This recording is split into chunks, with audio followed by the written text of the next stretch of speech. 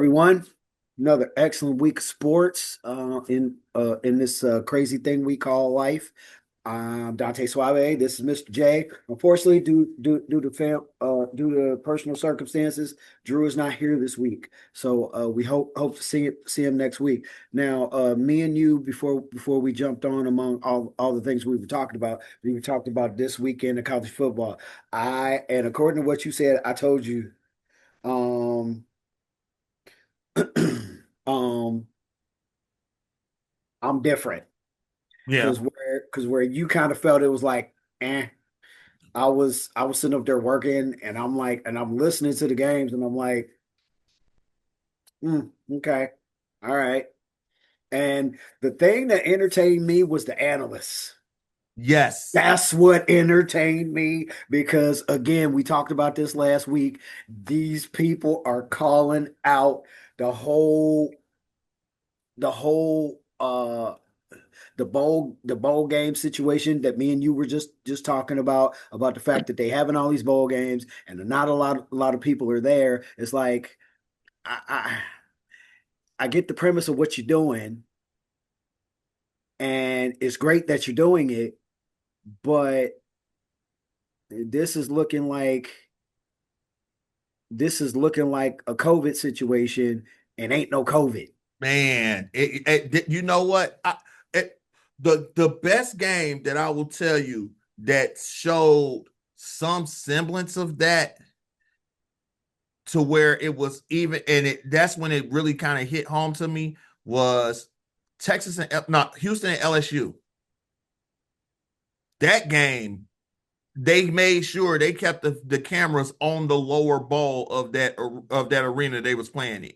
They never went up because it was hardly anybody there above there. And that was probably one of the best games of the weekend was Houston LSU. But it was just like what at what point does the ends justify the means? Yeah, you're giving I think that you're gonna start seeing a lot more teams opt out. They're just gonna say, you know what, we'll Oh, just do what we can. but oh, but did you also notice that a lot of the teams that quote unquote nobody cared about had a lot more people at day bowls? True. Yeah. Yeah, I And did and notice and that. and here's what I think is going to, and me and you and I did kind of speak on that. Now, here's what I think that they should do.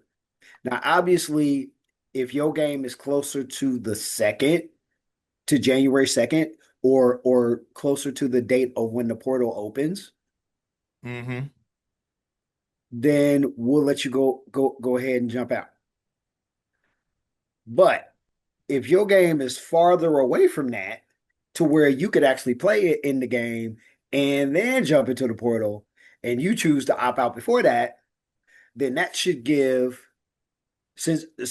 under the premise of, well, since you missing players, you shouldn't be allowed to even be in the bowl and give the opportunity to somebody else. And and if it ends up going to a lower school that more of their fans will show up, that works out for the college. Well, that works out for the NCAA and the people that are running the bowls. Yeah, because at this point now, the only way, and I thought about the conversation that we had after the fact, and the the only way that I see the Bulls surviving past another expansion of the playoff, because you know they're going to end up expanding it to at least 15 or 16 teams, which it should be 15. The number one seed should still be able to get a bye, treat it like it's the NFL. I But wouldn't be surprised if it actually gets up to 25. I wouldn't. But just let the whole top 25 go in. I would not be surprised if it did that. But the problem that after you get to that, I would say pretty much, hey, everybody that's in this pool of it, do you want to play in the ball or not? You have X amount of days. Make it to where your players, if your players are thinking about going into the portal, this is your window to where you say you're going to the portal or not. If certain amount ends up getting to that point to where they saying, yeah, we opting out, then it gives the team the option to say, no, we're just going to bypass, we're not going to go play in the bowl. And then start bringing in those lower run teams that wouldn't be able to do it. Because right now, the rule is that you got to have a winning record in order to get into it. So if you got to have a winning, but once you get to a certain level, then it becomes who's the highest ranked teams of the non-winning schools to be able to get those spots. You'll be able to get. I would think that a lower run team, or give the option to where as the higher ranked teams shift out, you shift the lower ranked teams up into those slots. Or basically next in line. In other words, Yeah. so like if something happened and Miami didn't have the players, well, Notre Dame didn't get in because of Miami. Boom, Notre Dame's in. No, right. Boom, BYU's in. And Boom, but BYU. but this is where that whole calendar, the NCAA's biggest problem is their calendar. Their calendar it is not just it's not their fault per se, but they are the ones that set the rule. The reason why I say it's not their fault per se is because their calendar is based off of the school's academic calendar when it comes to that. So with most schools, by the first full week in December, they're in exams. Second full week, they're out. The new semester starts the first full week in January. So where you got all these players that has that month gap in between there, what sits right in the middle of there? Your main section of your bowls. So as soon as they get finished with exams, if they were thinking about transferring, now the one thing I will say is that most of the games are done by that first Sunday in December. The championship games may tick into that second week of there. But you got to have some idea. It's not like you're going to wake up one morning after that and say, you know what, I'm transferring. You'd have had some type, especially now in this day and age with agents and everything else, you'd have had some type of conversations to where they're going to sit there and say, you know what, yeah, I'm not going to stick around with it, or I'm out of here for it. Then if that's the case, then let them know in advance. But it should be a cutoff to where most teams, especially in those teams that are eligible for the college football playoff, their players need to notify before the selection day that they are intended, if any of their players are intended to leave. The only exception will be if there's a coaching change during that time frame, just like it is now. Other than that, these players, like you got the one guy for Auburn that just turned around and said, I ain't never going back there, and roll tide, and everybody's calling him a Benedict Arnold for it now, because now he's sitting up there, he might be transferring there, or any of the other players that sat there. You got players. I could have swore I heard that there was a player that transferred into the portal to the new team, but he transferred early enough to where he played in the bowl game for him. Make that make sense. That's too much freedom. That's too much freedom. But the NCAA, it's not, and it piggybacks into they ripped the Band-Aid off with the Ed O'Bannon and the NIL. They ripped the Band-Aid off. You open up Pandora's box.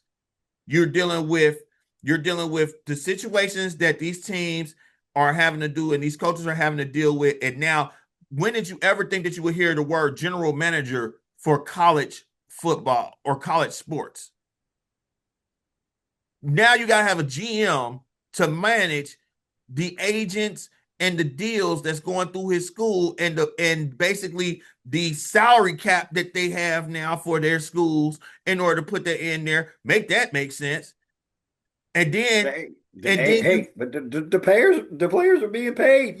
right, Yay! right. But then you also have, like, you're dealing with college basketball with Baylor, with the player that got drafted into the NBA, never signed an official NBA contract, but played in summer league games, played in the G League and everything else like that.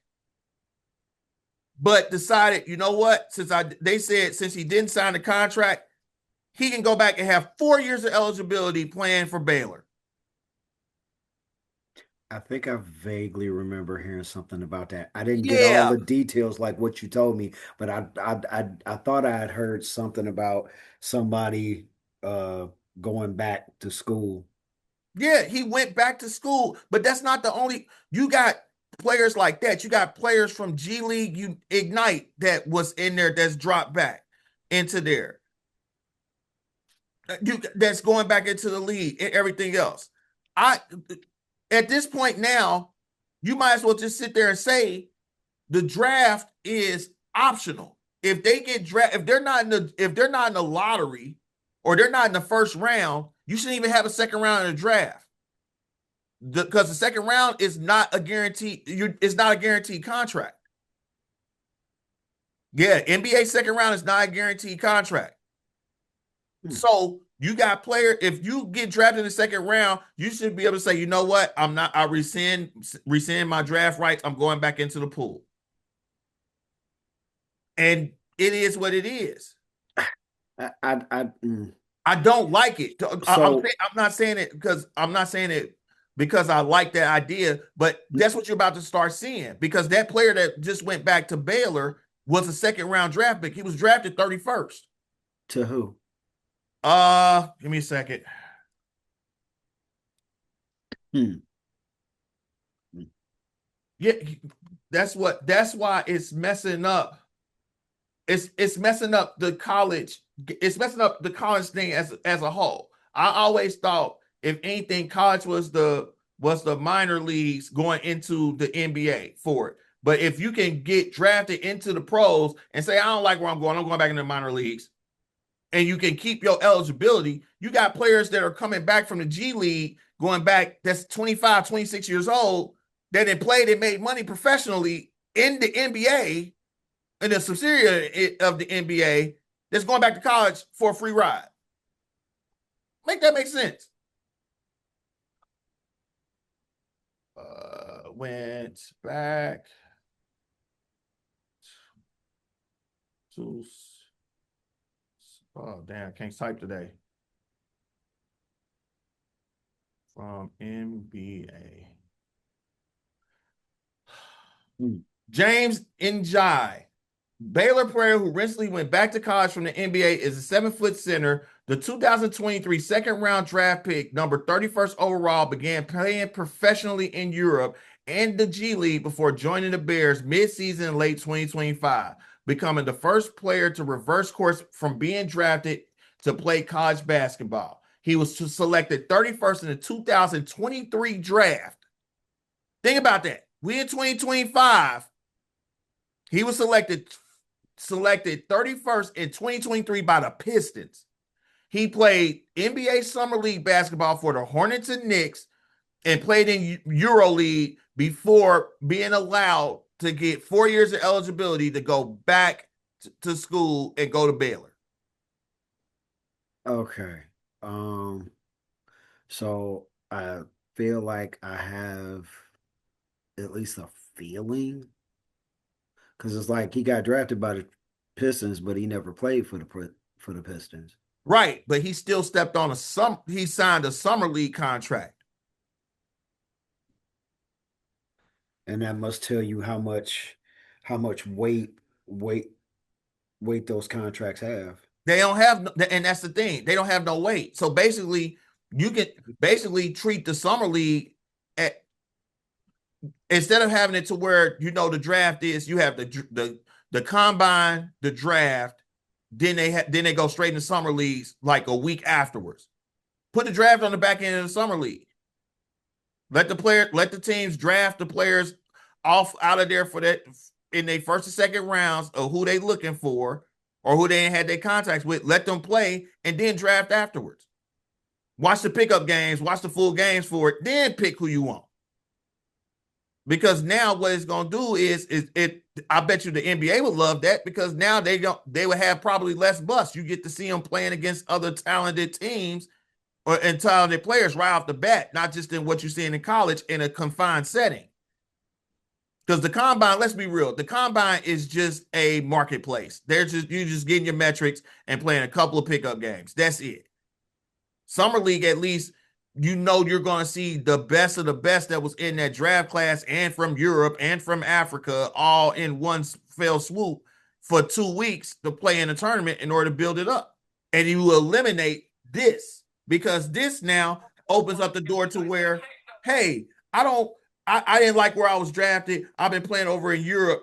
I left after my freshman year. Can I come back and get my 3 years of eligibility back? Even though I don't think he ever started. And I think the precedent that they're setting is that is also dangerous because the player it went from overseas, played pro overseas, which I last time I checked, wasn't that the knock for Doncic that Doncic couldn't come and go to college in the United States because he played professional overseas? That's why he went straight into the draft. I believe so. So now you didn't that's hypocritical.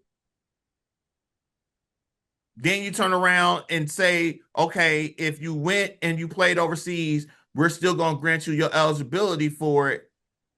What's to say a player that came out after 1 year of college that started his clock and don't like that he's not getting no playing time, he's not on the bench, he's not developing like they do in college. Right.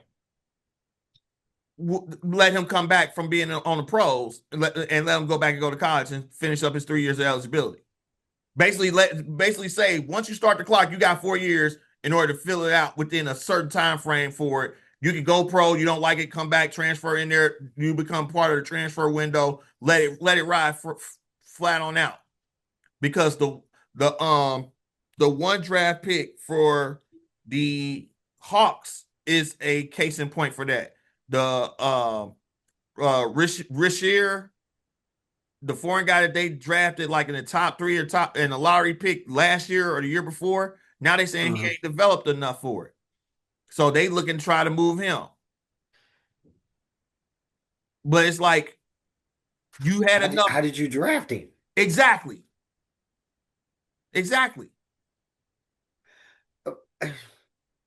It's this whole college and amateurism and NIL thing has gotten to a point to where what we were somebody posted up on one of the college football sites was like the golden years of college football was the late 90s to the 14 BCS playoff. Even though you had your debates, even though you had your issues with it, it was before NIL hit. That was the golden era. Now NIL that made it to where you can't even really be hyped up about your team that's going to the playoff because if a star player ain't liking what they hearing or liking what they dealing with, they ain't gonna care about going to play for a national title. They're worried about the NIL money that they got coming in and their opportunity to be a top draft pick in the NFL. They will walk away, and it's sad. It's interestingly sad how this has gotten. And and the fact that those that saw what the beginning was and knew that it was going to get worse, you're told to you you're just an old soul. You don't know what you're talking about. This is given opportunities. You're right, but how? You're And given the financial opportunities. I give you that one. But the yeah, fact of the matter is that with the opportunities that you're giving, the player in the long term is not going to end up the best of their ability. right. Because realistically, what the transfer portal has been, if I don't like the criticism to the way I play, if I don't like it at all, you're just talking bad about me, anything else like that, I can take my ball and go somewhere else to where they might like me here. I don't And have to go home, but I'm gonna get the hell out of here. right. But the problem with that is that you might go over here because they like how you play, but their playing style might not mess with yours. You like what you're getting paid. You like what you're dealing with like the nuances of it here. But at the end of the day, it's making you less attractive for your end goal, which will be the NBA or the NFL in that part of it. And you know something else I equate this to, and this is a perfect example. I actually equate it to the NFL and the NBA. Just off the top, what could I possibly mean? For all the anger that the front office gets for the Bengals, how many people that leave the Bengals does it actually end up benefiting that they left? Yeah, they got the money. They No, got they got the money, but what else did they get? I would, and I honestly agree with you on that one because there's not been a lot of players that were mainstays for the Bengals that have left that have been like, damn, I'm so you know what I'm saying? Damn, they actually is doing a damn good job there. If you really think about it over the past, the only person that you can sit there and honestly say, attaboy, you made the right decision when they didn't resign you or anything else is Andrew Whitworth.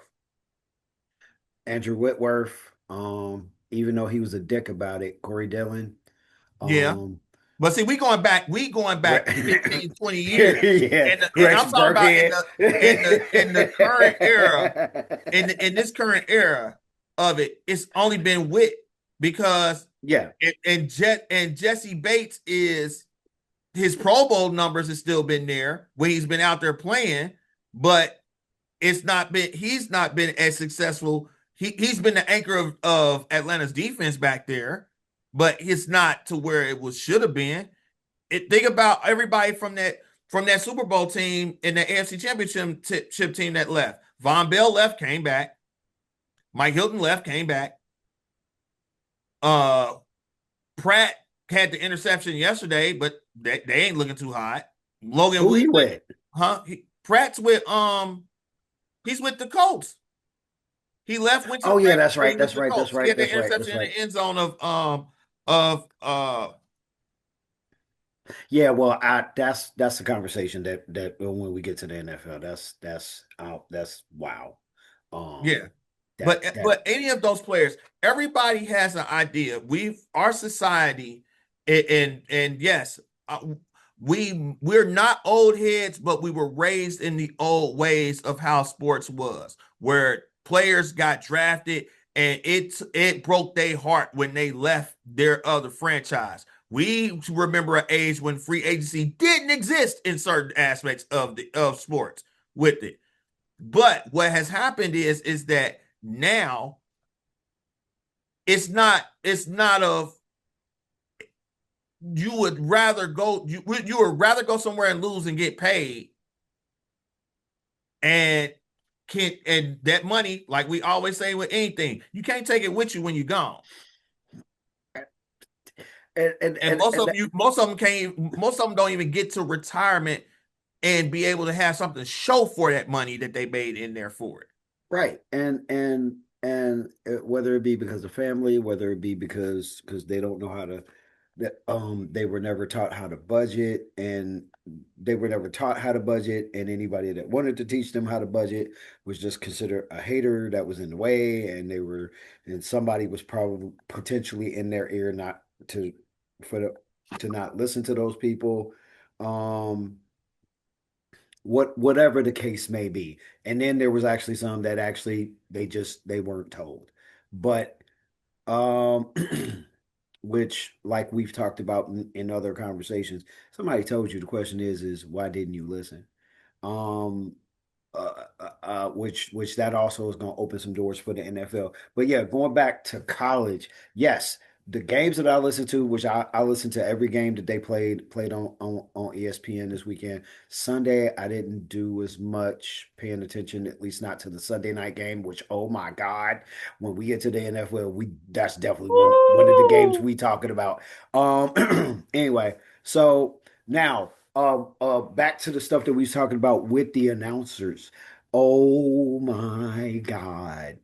They Mm-hmm. were call they were just calling out the ridiculousness of it. And then correct me if I'm wrong, but didn't at least two teams whose coaches and players left win some bowl games this weekend? Uh,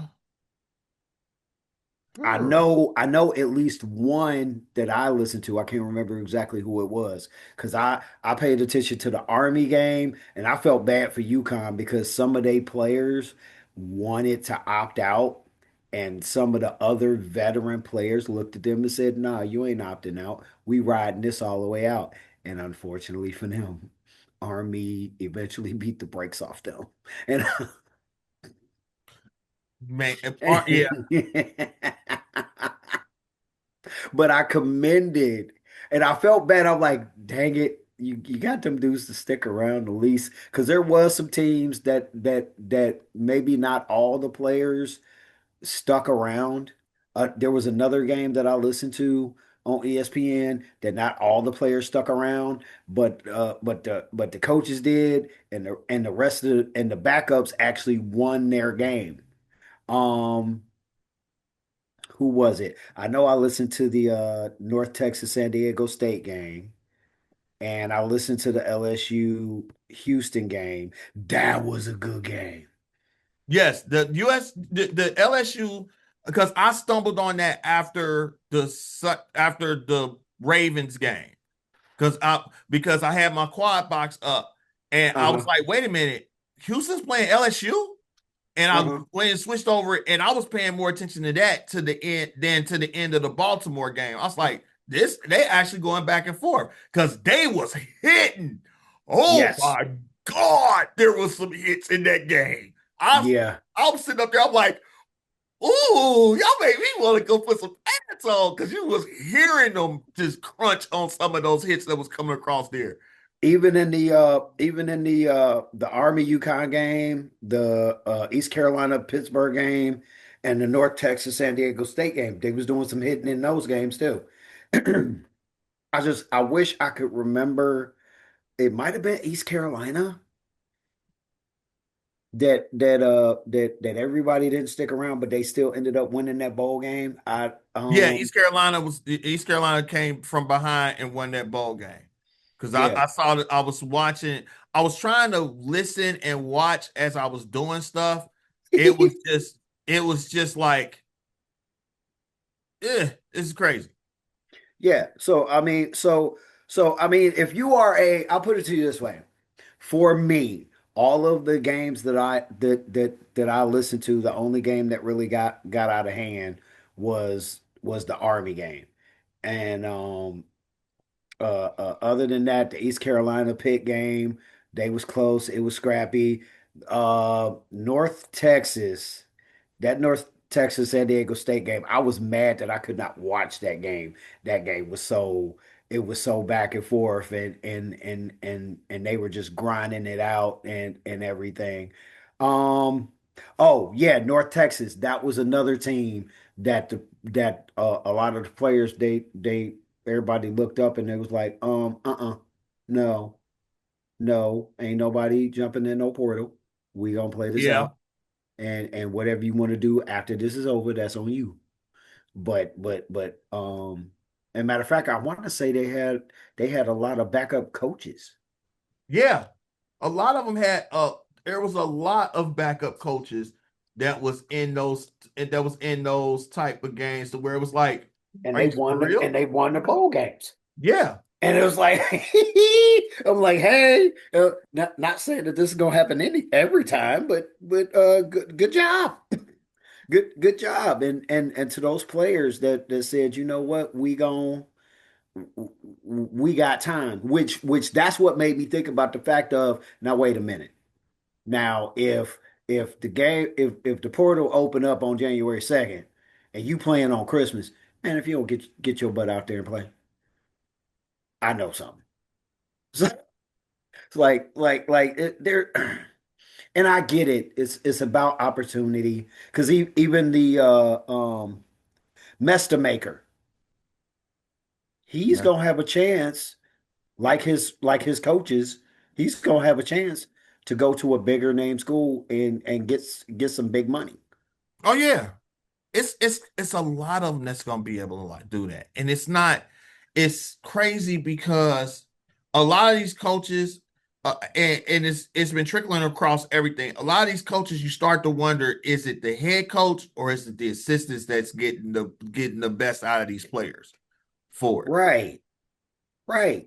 And the only reason I agree with Colin Hurd on the fact that it's best to have an offensive minded head coach is because of the fact that if you just a coordinator and you want to be a head coach, you're not going to be there long. Yeah, And so in that sense, what he says makes sense. But overall, if you got a person in the room, as long as you got the right person in the room, we're speaking the right person in the room. When we get to the NFL, bro, I got some questions about some people, especially seeing that we whether it be defensive, whether they are like defensive gurus or offensive gurus, I got some questions about certain teams. But yeah, back back to this that Houston. I was not shocked that Houston beat them. I was I wasn't not. either. I I was was more not. shocked. I was more shocked, and we've had this discussion. I was more shocked at how hard LSU played I was not. than than I was because LSU, to me, I knew that the talent was there, but some of it I was like, was the want to be there still there for it, and And it they, and they yeah, showed, and that's yeah, why because that was my biggest part of it because we don't know what Lane Kiffin went in there and told those players when he got in there because we honestly don't know how many of them players are going to be there by the end of this week right. for what was going on. But they bought in and they played. And that defense, the only problem I had with that was that defense was a sieve. Yeah. Other than that, And this is the conversation, and I'm sorry, Houston, I left y'all out, but Houston is a Texas school. yeah, Got to stop sleeping on the Texas schools. The Texas schools is not to be slept on. You better go in and treat them like you playing in Ohio State, you playing a Michigan or somebody along them lines, or you gonna get punched in the mouth. yeah. Speaking of, real quick, just a quick congratulations to my alma mater. I hope to God that this dude stays as clean as he has been the past 20 years in Michigan. In Michigan, I'm kind of crossing some religious lines that I didn't ever think that I would ever be crossing. So I'm meeting a lot of people from Utah. So, um, so yeah, I could believe based upon the people I'm getting to meet that there's a good chance that Michigan should be good, as long as he's able to, because of his age and however he keeps himself in shape, um, he's able to just handle just everything that comes with the job. Speaking of, kudos to Penn State. Y'all won y'all bowl game. Y'all beat Clemson, Again, another team. and When I I saw wish I that could have matchup, watched that game. when I saw that matchup, I wanted to watch it, but I was away, and I said this was either going to be Penn State's redemption story and Clemson's. It was going to be one of their redemption stories, and the other ones basically their epitaph. I do not see the only reason why I see Dabo staying at Clemson after this horrific season is because they don't want to pay the buyout. Right. That's the only reason why. This is your first time at seven wins since 2010. Mm. You were a dark horse candidate to possibly be playing for a national title, and you got 7 wins out of it. with Eh, okay, let's be real. Since we compare everything towards the NFL and everything else like that, let's be real. That's pretty much like the I won't say the Chiefs. That's pretty much like Detroit. and Dark horse opportunity to get in there. Don't even make the playoffs. the hilarious part about that bowl when they announced it. What did I call it? I called it the expectation failure bowl. And that's a fitting name. That is a very fitting name to that. I kind of feel bad because, like, Why? yeah. I do respect Penn State. I mean, but I mean that's what it was. As soon as I heard that was the game, I was like, the expectation failure bowl. And For it's not a bad thing to feel. It's not a bad thing to think of when it comes to that. But at the end of the day, you had Penn State was at their peak this season alone. They were 3, yeah, and Clemson was, I think, at their peak was maybe like when they started the season was like at least 5. And it just was not this whole fall season of sports has been for real. This is for real on almost on every level. It's been, are you serious? What is this? What are we doing here? What happened here? They did that. What the heck? number four. What they were, Yeah, Clemson was number 4. yep. Yeah, see, your number 3 and your number 4 teams play in the bowl before the New Year's. Mhm. And And boom goes the rankings early. But we're not going back on that.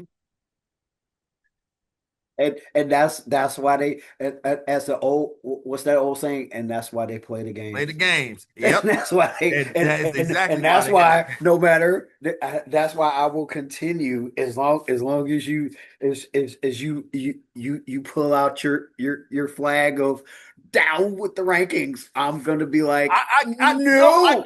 I get that. But this is what the right that right there is the microcosm of why I sit there and say by week 8 they wouldn't have been in this picture whatsoever. That where they ended up, it wouldn't have been the expectations not met bowl. It would have been oh dang, this is where they ended up. Yeah, and it still would have been disappointing no matter Yeah, it how was still how because how it's you still do the rankings. It still would have been it, been disappointing. to But think of Clemson. Think about it. The ACC last year had Clemson and SMU in the tournament. They did not have who did they only have Miami in the tournament, I think. That's yeah, it. yeah, And Miami didn't even win their conference. Think about that. yeah. That whole thing was Yeah. yeah that whole thing was like, wait, what? Um, yeah, no. Okay. So let's see. We already talked about our picks, so until those games actually happen, I guess we can move on. Hmm, let's see. Actually, wait.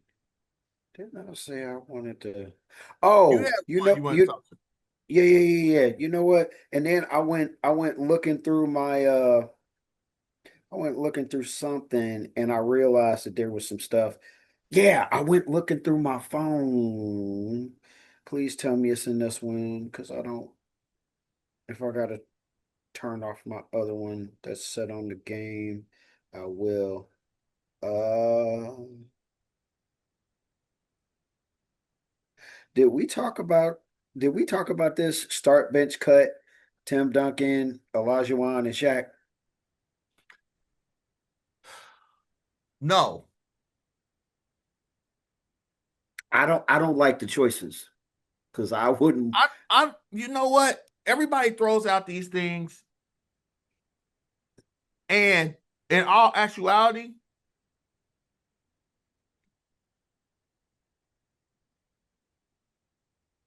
it's not as hard of a debate when you think about it, but it Hmm. becomes a debate. For me, it's not that hard of a debate with the start. Shaq's a starter because Shaq, you have the intimidation factor along with the size that dominated during that era. Now, I know people will sit there and say Olajuwon had his number because his mobility in that, but then you have to think about it. Think about what prime Olajuwon would have been able to do those same things over prime Duncan, and we called Duncan the big fund. We called him the I, big I, fundamental. oh God, oh my God. Um, Honestly, I don't think it would have been as easy, but just knowing Akeem, oh that, oh my God, dude, you just actually made it easier for me because, uh, if I had to play this game, which I wouldn't want to, if I if I had all three of these on my team, I would position it where I wouldn't have to cut none of them, because I can go, okay, we can put, um I'm starting Olajuwon, Shaq Shaq Shaq can, be on the bench, and Duncan's my four.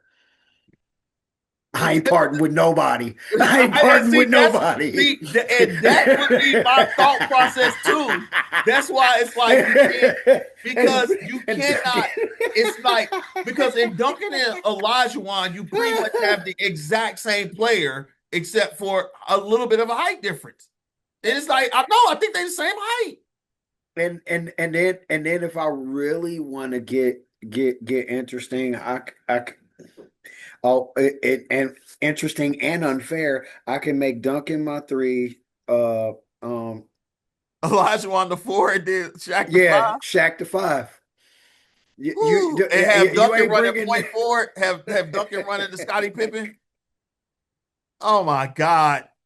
That is a that is an evil lineup. That is a that is a downright evil lineup.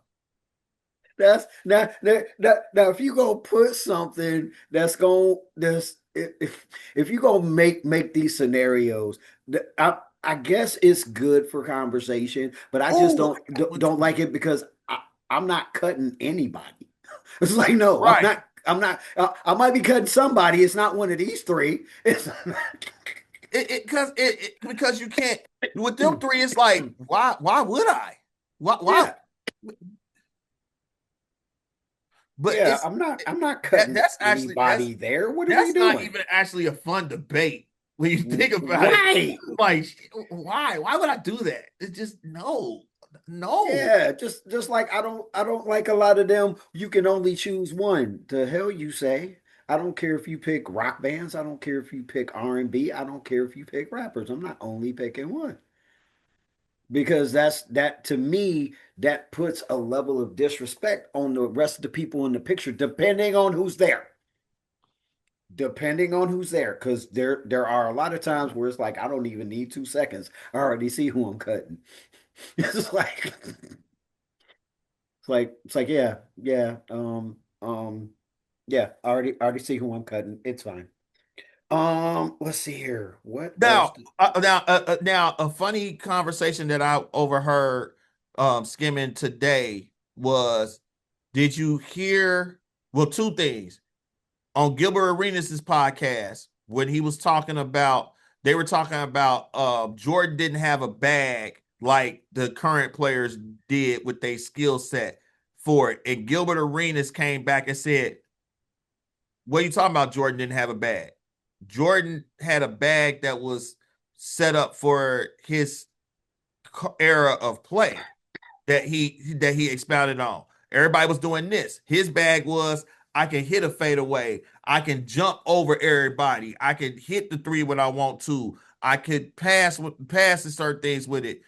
He said the bag started coming in when Kobe had a bag of moves, and Iverson definitely had a bag of moves. When it started going to more of the ball handling and everything else, that's when the bag concept started to come into play. You can't lump Jordan into that bag because Jordan Jordan went and elevated a lot of things that was The going on during his era the from bag that that he had, nobody had can right. nobody can touch. Is which I find it laughable when they say that he didn't have a bag. He had a bag and then He had some. a yeah, he did. It, I want you know what I want to do, and it's something to where I think it's going to be a project of mine to find because I have some of the VHS tapes, but I wonder did they ever master them or remaster them in order to be in the higher def qualities of it. I want to watch Playground. I want to watch Come Fly with Me. I want to go back and watch those the Jordan docu videos that used to be out in the 90s that on a boring Sunday afternoon when there wasn't nothing else on would just pop them in one by one afterwards in order to watch him again. A lot of people don't realize that the guy that played in and, Menace to Society was in Playground as the little kid that he was talking to during that video. The and guy that played Trey. It it it, it's so all of that morphs into there. so and here's another thing about this. The level of trickery that Jordan and Larry Bird did to people. Larry Bird had a bag. Bird had a crazy bag coming out of French Lick. Right. And, And and he talked more smack than the rest of them. That's the worst. That's the one thing that people don't understand. I would love, as much as everybody sits there and they say, "Oh, the current them old school NBA players wouldn't have been able to play in this era." No, this era's players would not have been able to deal with the level of trash talk that got talked to them during that without getting sensitive or sitting up there talking about he talking about he about to go and bust shots in my mama. What's wrong with him? He mad. He mean. did you matter of fact, did you see that snippet on Gil Which one? Oh, yes, yes. I wanted to about talk about about that one too. about About KD? Giannis. No, about KD. No, I saw the one that he said about Giannis because of the fight that they was talking about Giannis when Giannis did the dunk at the end of the game against Chicago, and Chicago felt a certain kind of way, saying that he was hamming it up, and Giannis came out was like, "We're not a good team.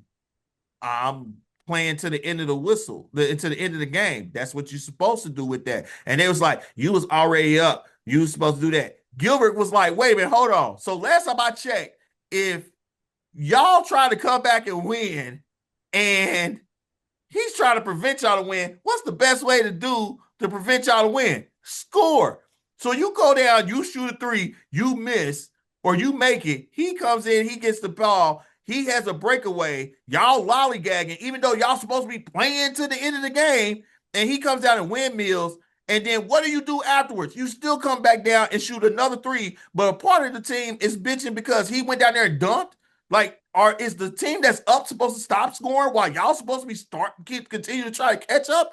What part of the game is this? You soft asses. He went off, but I'm not understanding the fact. I've never understood that mentality. We see that across the board with a lot of sports. Why do you take your foot off the gas because you up? Why do we get mad at the players that while some of the team might be taking their foot off the gas, they like, wait a minute, the gun is still that gun ain't sounded. And okay, so this started, in my opinion,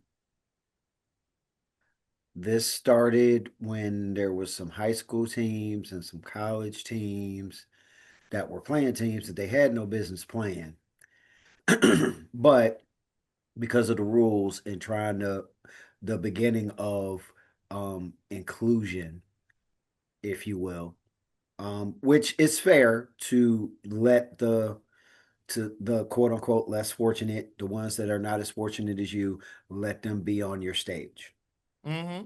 And there was times where they would get ridiculed. The team that won would get ridiculed, and mostly, and the complaining got louder as the decades went forward Yeah. because you started to see it more and more. People that weren't on the same level, they were going in and they were massacring. Um, I remember there was a, can't remember if it was a basketball game or a football game, but I remember the score was 166 to nothing. And there was some massive complaining. It's like you didn't have to run that score up like that. You're right. But in the grand scheme of things, stop us. And that's what the whole premise. But I also get the whole, but if you know you playing somebody that's not on your level, I get that part too. But that's the whole. But this goes to the whole thing, to where when my kids sat there and would sit there and say, "Dad, you should coach. Dad, you should coach," and I'm like, I couldn't do it. And when they asked me that question, they was like, "Why?" I was like, "Because I would not be able to deal with the parents that's sitting up there talking about, well, you were up by 55. Why did you tell them to keep shooting? How else are they gonna learn to shoot better? How Yeah. else if it's not if I'm worried about the game and the score and people's feelings, other than the people I'm responsible for being better when they leave the court than they was when they first got on there, then I'm doing a disservice as a coach. In all honesty, hey, I will be honest, and we are honest on this podcast. I don't give a fuck about nobody's feelings, be it my players or the other team. I came from a high school that our defense was nicknamed the Hackberry Assassins. We got shirts made. We didn't care.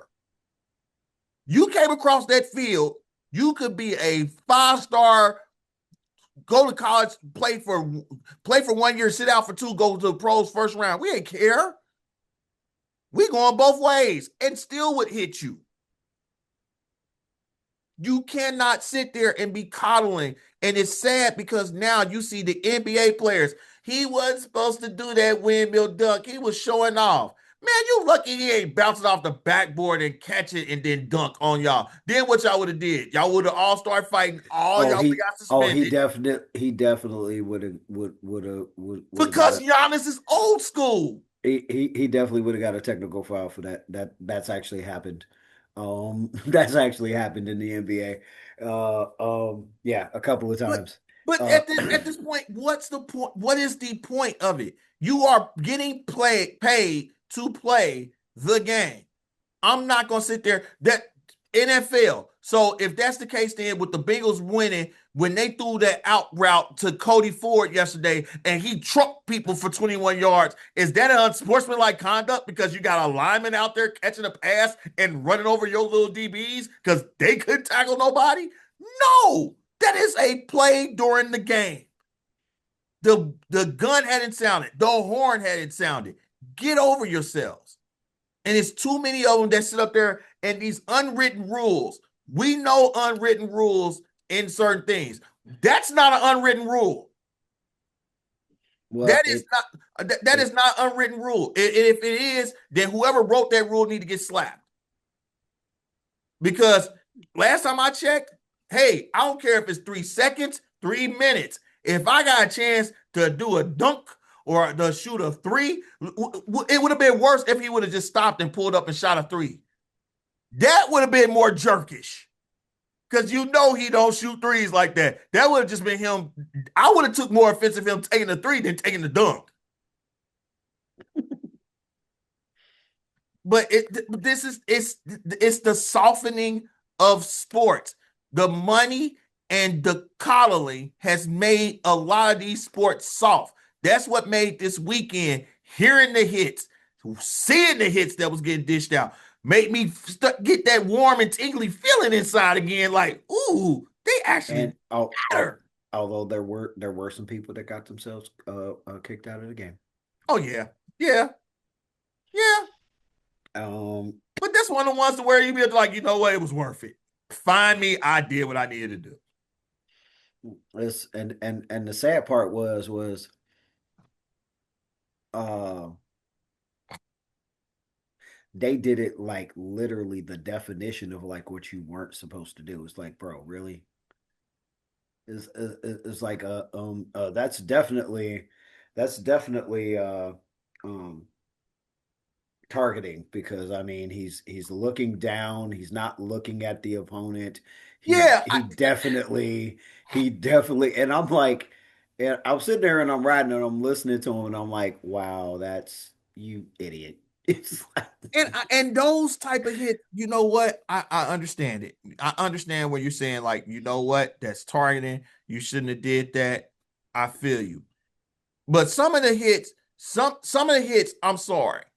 Targeting for me is to where when you put your crown on your head, you ain't looking, you diving into somebody and you putting your helmet, in their chest, in their arm, whatever else. Yeah, you doing that. But if in the motion of the play, the player that's catching and everything else is turning or putting their body into where they're in line with getting hit that way for it, that should not be targeting. Because if I'm aiming here and you turn into me and you make it to where it's here, where when I'm aiming, I'm hitting you from the side or in there from there, why am I getting kicked out and you were the one that turned into me? and unfortunately they get the benefit of the doubt The because they doubt because they saying because it's a because defenseless receiver. because they were bracing for the hit. Like you know that conversation has been getting Yeah, I talked about know. since since I they know. since It's they still since they depressing. put it in the NFL and I get the unfairness of it. That's the sad part. I understand it too. I'm like, yeah, that's unfair. That's some horse manure. Um and it's big and it's stinky. And It sucks because it takes away from the things to where you sit up there, you be like, damn, I wish they would have just went ahead and did it this way, or why did they do it this way? What made it any difference? It's like, fine, I don't want to do this. It shouldn't have did it in the first place. It's just fine. Just don't hit them no more. Just tap them. Just tap. The Giants game. The Giants Raiders game where the player got blocked all the way into the sideline and they showed the clip of the referee running down the sideline with no hat, jumping over the thing to try to break up the scrum because the guy, when they went back and showed the original play, the guy literally blocked him from the field to his ass to the front row, the first row of the seats. And they was and on the opposite sideline. He didn't care. He was doing what he was supposed to. You can't you it's they have to pull back from it. They have for me, just for my thought process, pull back from it. Let them fight. Let them do what they got to do. Please. No, that's what the one I was talking to you about because they were having a big debate on if the guy really wanted to fight, which if you listen Nah. to his whole conversation, Brown didn't want to fight. No. Why do you wish that NBA was like hockey because you would have fought KD, but then when you're asked would you have actually fought him if that was a rule, you say I would have thought about it. What? There's no thinking about it. If you wanted to be there, that's not your answer. And is it just me or has it gotten to the point, especially since they've started coining Canyon like the bully of the show, that they do more loud arguing and talking over each other than actually, just talking about the sports. They do more what whatever we had that conversation before. The drama sells. They have gotten louder. It has been more of an argumentative on that for it. And if anybody, and this is being honest, if anybody wants to question if it's an act when it comes to Kenyon Martin, No, no. I'm a UC fan. I can tell you no. You want to know what makes it even worse? Look at his interview that he had on the pivot. He did a sit down interview with Ryan Clark them for the pivot a couple weeks ago. I was so proud watching that video to know that the guy that I met 25 some odd years ago on UC campus, whose jersey I used to wear around UD for it, ain't changed one bit And he hasn't. from there. And because he sat there, all the stuff that we talking about on how soft and everything is in the league and everything else, he talks about. He's like, nah, I ain't never been that way at all. And the crazy part about it is that you on a show to where you got Mr. I bring guns to the locker room, and you got a player who's only really known as being Iggy Azalea's boyfriend, all on there trying to act tough. Well, now he got a he did get a ring with Steph now.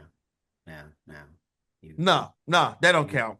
you gotta add that to his That resume. no no You no gotta add that to his no resume. nah. Let's be honest here. Gilbert Even Arenas bringing the guns to the locker room holds more credence than Swaggy P getting the daggone ring. Draymond told Kenyon like, hey, Draymond don't want that smoke.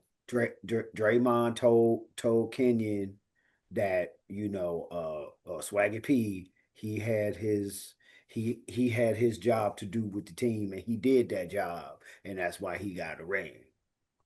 So so Whatever. When it came to that argument, when I saw Kenyon going back and forth with Draymond, I'm sitting up there in my head saying Draymond don't want that.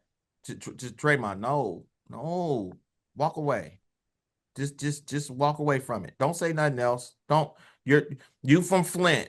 I give you that one. I give you that one. no, he's second on. He's Saginaw. Kenyon will break you in two. just for GP. He'll break you in two and then hold you together just so you know that he broke you in two. Just sit up there. Uh I told you. Just no, don't do that. You don't. These want to be tough guys. I keep telling, nah, just yeah. And to me, that's like the difference. That's why there was something about him I could always tell that from the moment that they brought up Charles Barkley. I said, don't compare him to Charles Barkley. Stop. Don't No, don't. He's not Charles. And when he came out and said, don't compare me to Charles, I'm not Charles. I didn't agree with the reasons why he said he wasn't Charles, but I totally agreed with the fact, like, yeah, you're right, you're not Charles. Yeah, let's not do no. that. And it's like, what do you want? You can't sit there and Charles didn't give. We know Charles didn't give a fuck because if it wasn't for one of his teammates, I would not want to know what would have happened if Shaq would have connected with his face. And the only reason he didn't connect with his face was because Charles's teammate grabbed him, and and it looks even funnier when you watching it on camera in slow motion because you literally see how close Shaq got to connecting. Shaq was getting ready to. They all would have been. It would have been ugly. That's why it's like I can't even.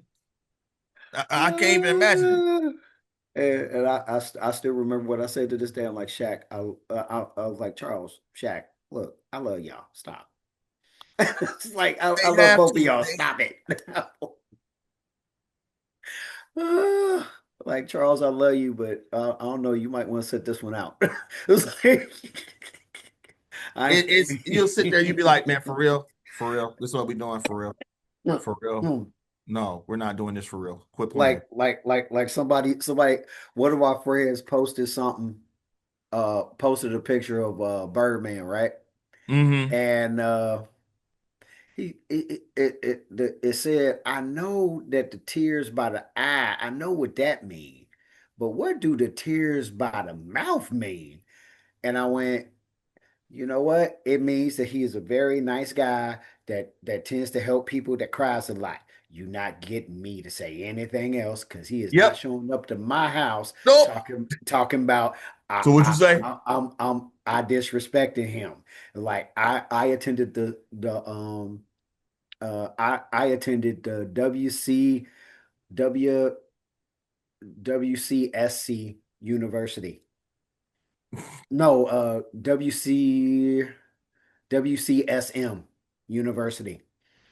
Worst case, worst case scenario management. He's like, no, bruh. No, no, no, no, no. You are not. And then the funny part was I actually found a scene, because I brought up Charlemagne. I was like, nah, he ain't doing me like Charlemagne, bro. No. And I actually found a meme of of that interview and I posted it with my comment. Like, no, no, no, no, no. Birdman is a nice guy, and you ain't gonna get me to say nothing else. It ain't about being scared. It's called avoiding unnecessary drama that I don't need to be in. That's AKA worst case scenario management. It's just like,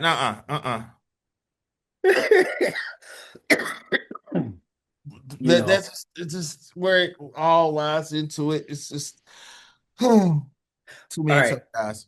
Have you gotten to check out any NBA? I got to check out a couple of games. Thank you, Peacock. Because that replay is a I can go back and watch me a replay like a mug. So and I watched a couple of replays last night and from around Christmas, some of the Christmas games. So have you had a chance to check out any? The only one that I saw from start to finish was the Knicks. Was the Knicks Cleveland debacle on Christmas. Why was I it a saw debacle? because Cleveland had that game sold up and it went left. When I tell you it went left so freaking quick, Hmm. it went that whole game was it was a run. Cleveland took off. Cleveland was up, I want to say like 22 to 5 or something. Then then all of a sudden, here comes the Knicks coming back. They tied it up. Then Cleveland went on another one run and they stayed up on them the entire time. So it's like, okay, y'all up. I see what y'all doing. I'm like, and I'm telling my brother is a diehard Knicks fan. And I'm like, your boy's about to lose on Christmas. And he was like, yeah, it ain't looking too good. And then next thing I know, I'm like, wait, they coming back. Wait, All what? right, all right, all right. That's enough. That's enough. I've heard enough. You are no longer allowed. It's official because that's happened twice now. It What? happened with me, and now it happened with your brother. We got to stop speaking stuff into existence until the I game is spoke over. that one completely as exists. But who?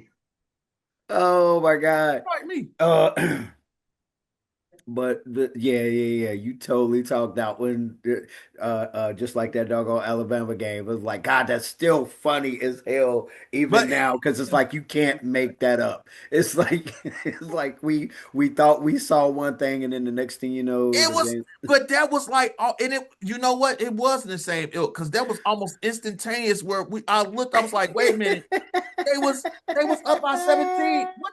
But and I think it was a 17-point lead when they went on that run,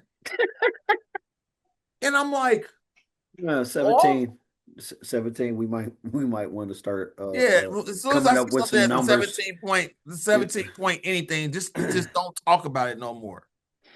Oh, Jesus Christ. So yeah,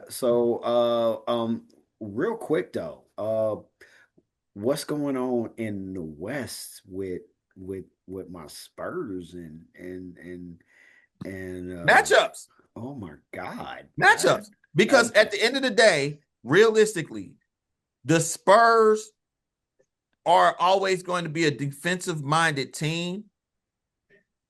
They know how to offset all of OKC's speed that they have and their agility with that. Plus, when you have a 7'5" unicorn in the middle of there is nothing that you really what's Chet Holmgren gonna do?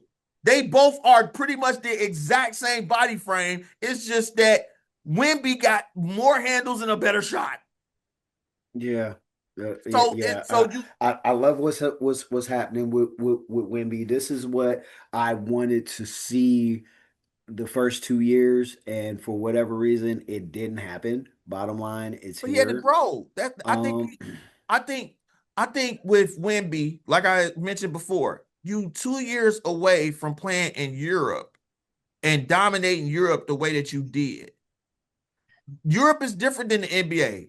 You gonna take your bumps and everything with it. When I saw his reaction to Draymond and how Draymond was doing, I was like, oh yeah, he gonna be fine. It didn't click. yeah, And yeah, ever yeah. since then, it's been like, nah, you ain't gonna come. You not coming in the middle. He's he. You have to think about it right now. He is the Dikembe shot blocking with with a 3-point shot and the handles of Curry with that long frame. You as limbering as that is to watch him How do that with the ball and can't nobody rip him. how's his footwork? His footwork, his footwork. I'm glad that he's been working with Olajuwon because Olajuwon's been working with him with his footwork. Because I think that was the one thing he was so much on. If he's got a running start, you're not going to stop him. The only two people that I know in the league right now that can literally take one stride and take off and be at the rim is him and Giannis. Yeah, And with him, you would think that with him, you'll sit there and as soon as he did that, if this would have been the old school 90s, 2000s NBA, he tried to take two strides and go into the hole. Somebody's knocking him into the front row of seats. right. Now it's no, they ain't gonna touch him. They're gonna let him do what he gotta do so he can do all the dunking and layup and stuff. Oh, all right. Yeah. So, but yeah, I thought that was interesting, to hear that dynamic of what's going on there. Looking at the standings real quick. Let me look at the standings. Detroit still dominating. Boston pulled to come up. Yeah, Okay. Boston's been playing better. But the only thing about Boston is that I don't want them to rush him back. I don't want them to rush Tatum back. And Right. Tatum, and I don't think they want to, but Tatum keeps on yelling, I'm ready to come back. I'm ready to come back. And they tell him, hold up, chill, give it the time to get right all the way before you want to come back and come do it. And But he like, no, I want to play. I want to play. I want to play. but I think Tatum's tired of being in that house with the he fiance and the two kids. Uh, he he ready tired to of play. being in the house, and he he tired of being in the house. The competitive spirit in him, especially seeing that how the Celtics have improved. He kind of got that's a AJ vibe. Is I want to be a part of it, and I want to be part of the reason that it happened. I get it, but like they are saying, and I completely agree with it. Let chill, and then when you come back, we're gonna let you in, Right. but you ain't going full.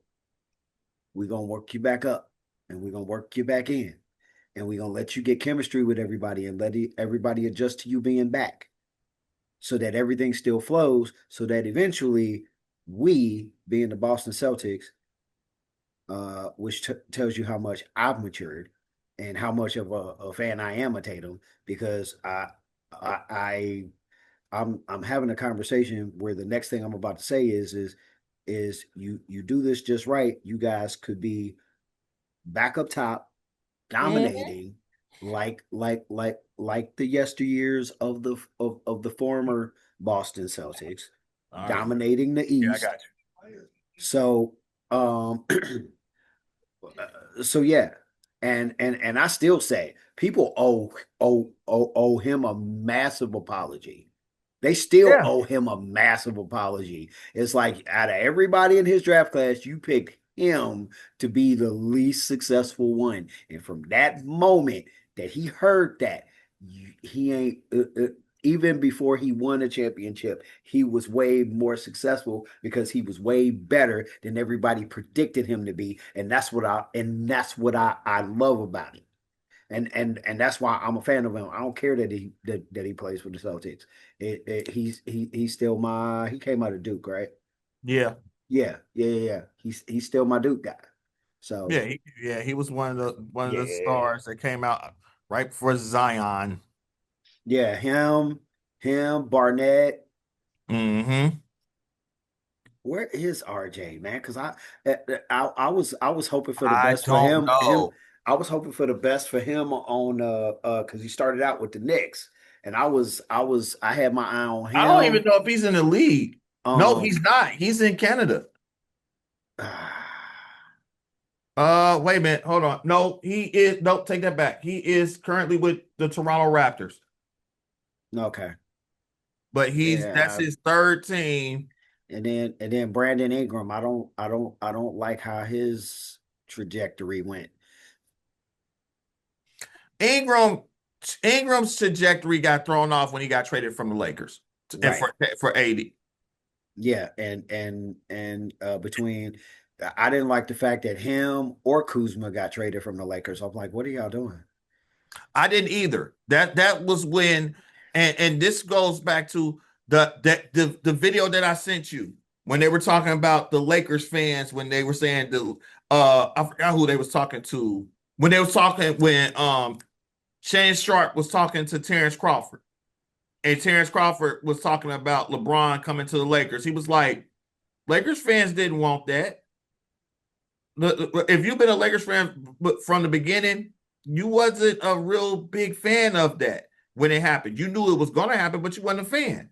And I applauded him for being honest when it came to that because when we think about that whole situation there, Hmm. looking in hindsight of 2020, uh, Hmm. uh, uh, the only good thing that came out of that whole situation from LeBron that started when LeBron came to the Lakers to now was Lucas a Laker.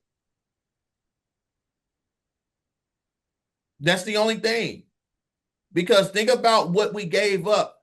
We never got the one healthy year we got of AD was the COVID year, and that was because you had a long break in the middle of it to where if you was hurt during the COVID year, something's wrong with you.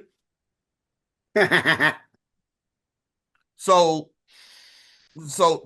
and then outside of that, you've gotten to where it's never been it's never been what it should have been as a Lakers. We are not as Laker fans. We are not used to being stuck on a certain number of championships for a long period of time. We're not, especially since the 80s. So for us to sit there and say realistically, since in 15 years we have one championship, Yep. no, that's not sitting well with us. It's not sitting well with us at all. Oh, I'm sorry. I need a moment. Okay. Thank you, LeBron, for proving me correct. I appreciate you. You are the statistical goat. Yes.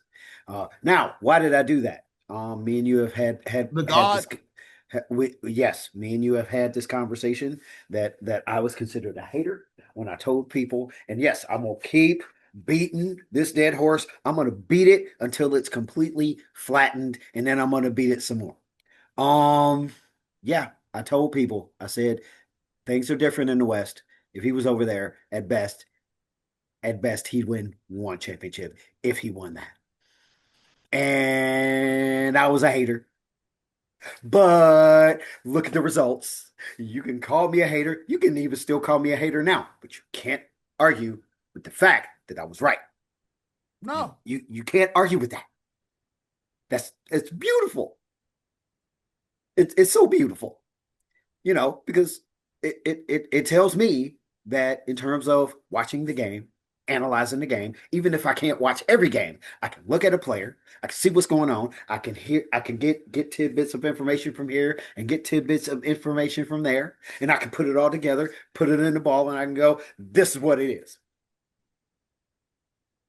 And no matter how far you can break out my credentials and try to treat me like a lot of people do, Stephen A. and other people, and tell me, well, you didn't play on that level and I didn't know. Well, if I don't know, how did I guess that?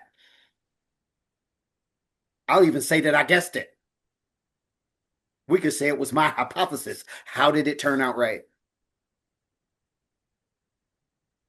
You explain that part to me. If you can explain that part to me, and you can't use the words lucky because I actually gave you information as to how and the reason why. So if anything, you can call what I did. You can call it an educated guess, which is a hypothesis. Yeah.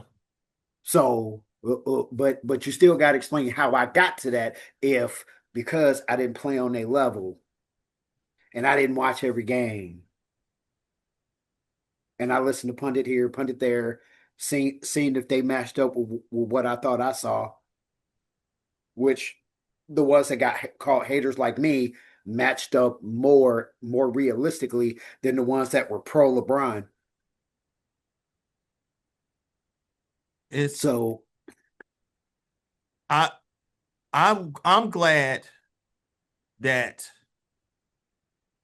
the conversation starting to get had across the league now based off of what you saw while LeBron was out from the Lakers. but I think that's happening because that's everybody trying to say, dude, retire. Is that, and then they also are starting to realize how much his presence affects the chemistries of teams. Because Yes. because it's to a point now to where you took a team that was number 2 in the West and they're barely 500 since you came back. You get your numbers, but now that whole narrative of, oh, you need LeBron out there on the field. He's a field court general. He makes the team better and everything else. Remember at the beginning of the season when I sat there and I said, um, unless LeBron acquiesces to where he's not trying to be the man on this team, they're not going to look good. Yeah, and even I kept throwing it out there. They need to It, trade him. right. Before But that whole opt-in thing happened, I was like, nope, they need to trade him. and that's why I said, and that's the selfishness that God put forth in there. He said, "Oh, you trying to push me out of the narrative? Let me opt in and fuck up all your money." Now, look at the trade. Look at the trades that could happen in this NBA that for the people that's out there. Giannis is trying to get out of there. Out of he's saying he don't want to be the bad guy, but Giannis knows that Milwaukee's sitting up there talking about they trying to get Zach LaVine to put with him. It's over. It really is over. Zach LaVine was a mid-level player that could dunk his ass off. They've been trying to put him so many places. Right. But even when you get him there, it doesn't fit. Because you don't know which Zach LaVine you're gonna get anytime you go to one of these other squads. So it's like, okay, it is what it is with that. You got now Atlanta's talking about they want to they ready to come up off of Trae Young. Yeah. And I saw something to where somebody put up there that the best fit for Trae Young was to be the go to the New York Knicks. And I said, there is no fucking way Trae Young is going to the New York Knicks because Are Jalen you Brunson's there. insane? They talking about moving to the 2. And No. so you already got issues trying to get chemistry to work with two people that are dominant amongst the situation. You're trying to complicate it with a third. Right. Are you insane? I to me, with Giannis being out there with um they said the market for Kawhi, and it's funny how Kawhi and Harden dropped 55 within like a week or so of each other, and neither one of them is gonna get out of LA. Just might as well just chalk it up. Y'all ain't going nowhere. Nobody wants you anymore. Um, They can't trust that they can be healthy. no, no, no. Or that well, one of them you can't trust to being healthy. One of them you can't trust to be bought in enough to where they won't go on a fat attack and look like somebody out of the clumps with a long beard. It's not. It's not that the golden era of the NBA that we're coming out of, the LeBron era, the God era. Mm-hmm. I don't think nobody's going to miss it in 10 years because the players that you had that came out of that era, yeah, you got the stats, but I think the only person that legitimately, when they retire, that is going to be missed throughout just because of the way that they played, the joy that they played, wherever they played, that they brought to it, it'd be Curry. Yeah. Everybody else would be like, nah, okay. And he's still putting out the effort. The problem is he's having to do it for 4 quarters. Right. And And they and have not given them no help.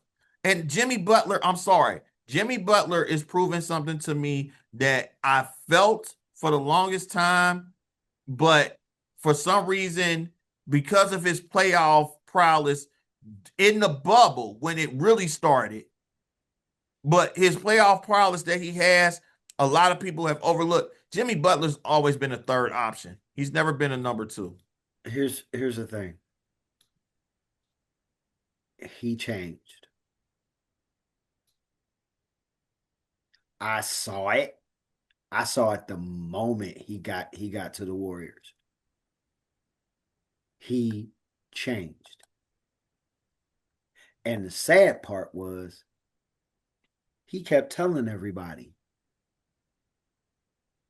after each game, he kept telling them I'm different. I'm not. I'm back. it's I'm it's Robert. different. It's different. He not trying to go out there and kill himself no more. He just wants to go out there.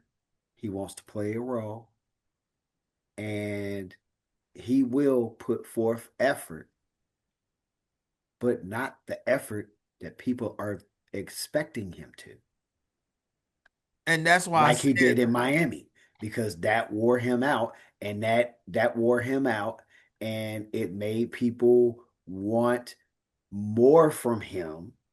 And in doing that, you literally set everything up for failure, because now he like, okay, I'm somewhere where I don't have to be the guy. And now that I think about it, I don't want to be the guy. I like being in the back. I'm like chilling in the cut, doing what I need to do. I don't like being playoff Jimmy. I like to be just James. Right, right. It's crazy, And but it's it's the fact of it. and it sucks because everybody got excited. But when somebody look you dead in the face and tell you the type of performance that they're gonna put forward, suck it up, Buttercup. This is what it is, and that's all it's gonna be, as Mello and Trick used to say. It's just not. It's crazy. It's crazy now because with the players that could shift, I still think to me, if the Lakers, there was a trade that I just seen come across that was a fake trade that said that AD was going to the Warriors for Kaminga, Kaczynski, and somebody else with it. And I'm like, why? That wouldn't do anything. I'm the teams need to start looking at more or less what's going to make them contenders to possibly overthrow OKC and the Spurs. Right now, the OKC and the Spurs are going to end up running away and being 1 and 2. After that, it's going to be the East is going to have. I mean, if you would have told me at the beginning of the season at Christmas time, Detroit would be the 1 seed in the East, I would say they ahead of schedule. But okay, I can see it. But I also couldn't see Cleveland being trash, Indiana being complete dumpster fire, which nobody's talking about that. Okay. So which that happens a lot technically. When you get to the point that people they backing you, they backing you, they backing you, but then they start seeing the chinks in your armor and the chinks start turning into massive holes. Yeah, they are gonna stop talking about you because that little hint of doubt turned into complete doubt because it went from I think I see this to okay, I know I see this. Yeah, y'all, I didn't think y'all was ready and y'all ain't ready. Yeah, injuries is a part of it. Okay. Gotta respect that part. But at the end of the day, you ain't it. You ain't it. You can put all the details to try to make it an understanding situation. But bottom line, if for whatever reason you ain't it and you got this ball dominant dude that at the end of the day, Donovan Mitchell is a beast. He's gonna always be a beast. But he's gonna be another one of those that if he don't figure out how to tweak his beast, he gonna be like, I think he's too far gone. yeah, he gonna be like so many of them that it don't pan out. Yeah, I think he's too far gone because even with that, and I think more than anything, when you see what his life is going down now with him getting married and everything else with it, he doing it, but he's just like Cleveland should not be with that squad that they had come back.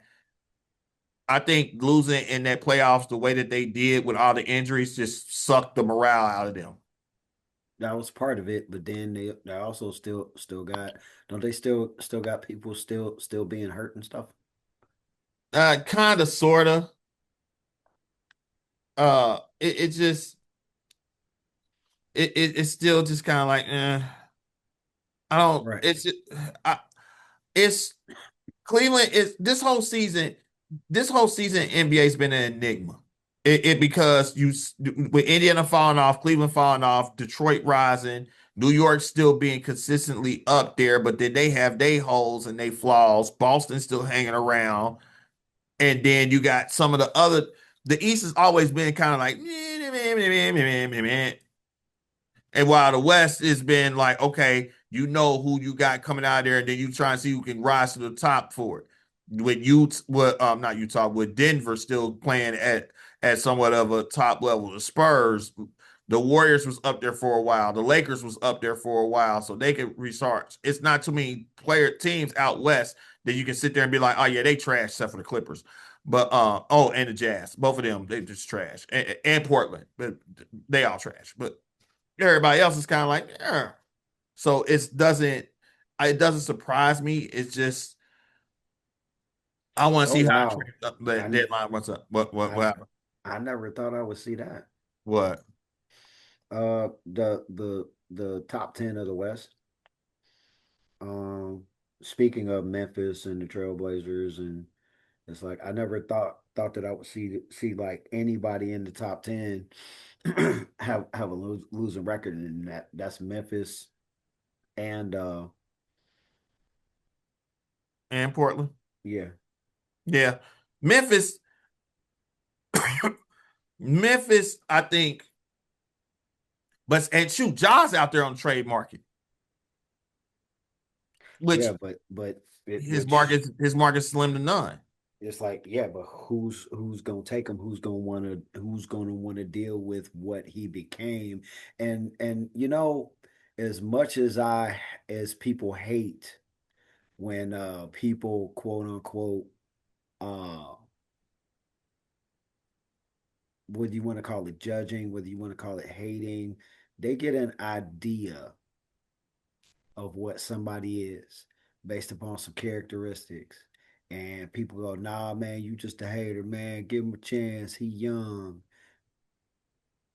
Okay. So where's he at now? What's the Mhm. excuse now?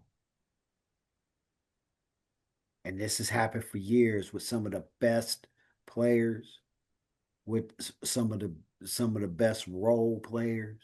Mhm. Latrell Sprewell was a beast. His personality was his Achilles heel Yep. because as good as he was, he never recovered from that PJ Carlesimo situation. No. But that's also because he never changed his personality. Everybody saw that even though he didn't get in no more trouble like that, they still saw that that personality was still there, and they gonna judge you based upon it. You don't have to like it, but yeah, you can be whoever you is, but understand that you are a part of what's holding you back as much as anybody else. Heck, Yeah. I hate that about me because I know that's part of it with me, and I hate it. And you know, because people are going to fear is a thing. Yeah, Fear, it is. caution, it's all a thing, and I get it. I don't like it, but I get it. Because that ends up being part of the reason why a lot of people end up failing. And it's like, on the one hand, it's unfair, but as long as people can see that they benefit more than they don't benefit, what's unfair to you is not going to matter, period. And that's Yeah. that's that's just being 100% real, and I hate that too, and because I realize that, and I realize that that partially applies to me as it does anybody else. And God, does that plague my mental health so badly. But anyway, but that's just being real. That's just being truthful. That's the reality of the situation, Yep. and you know.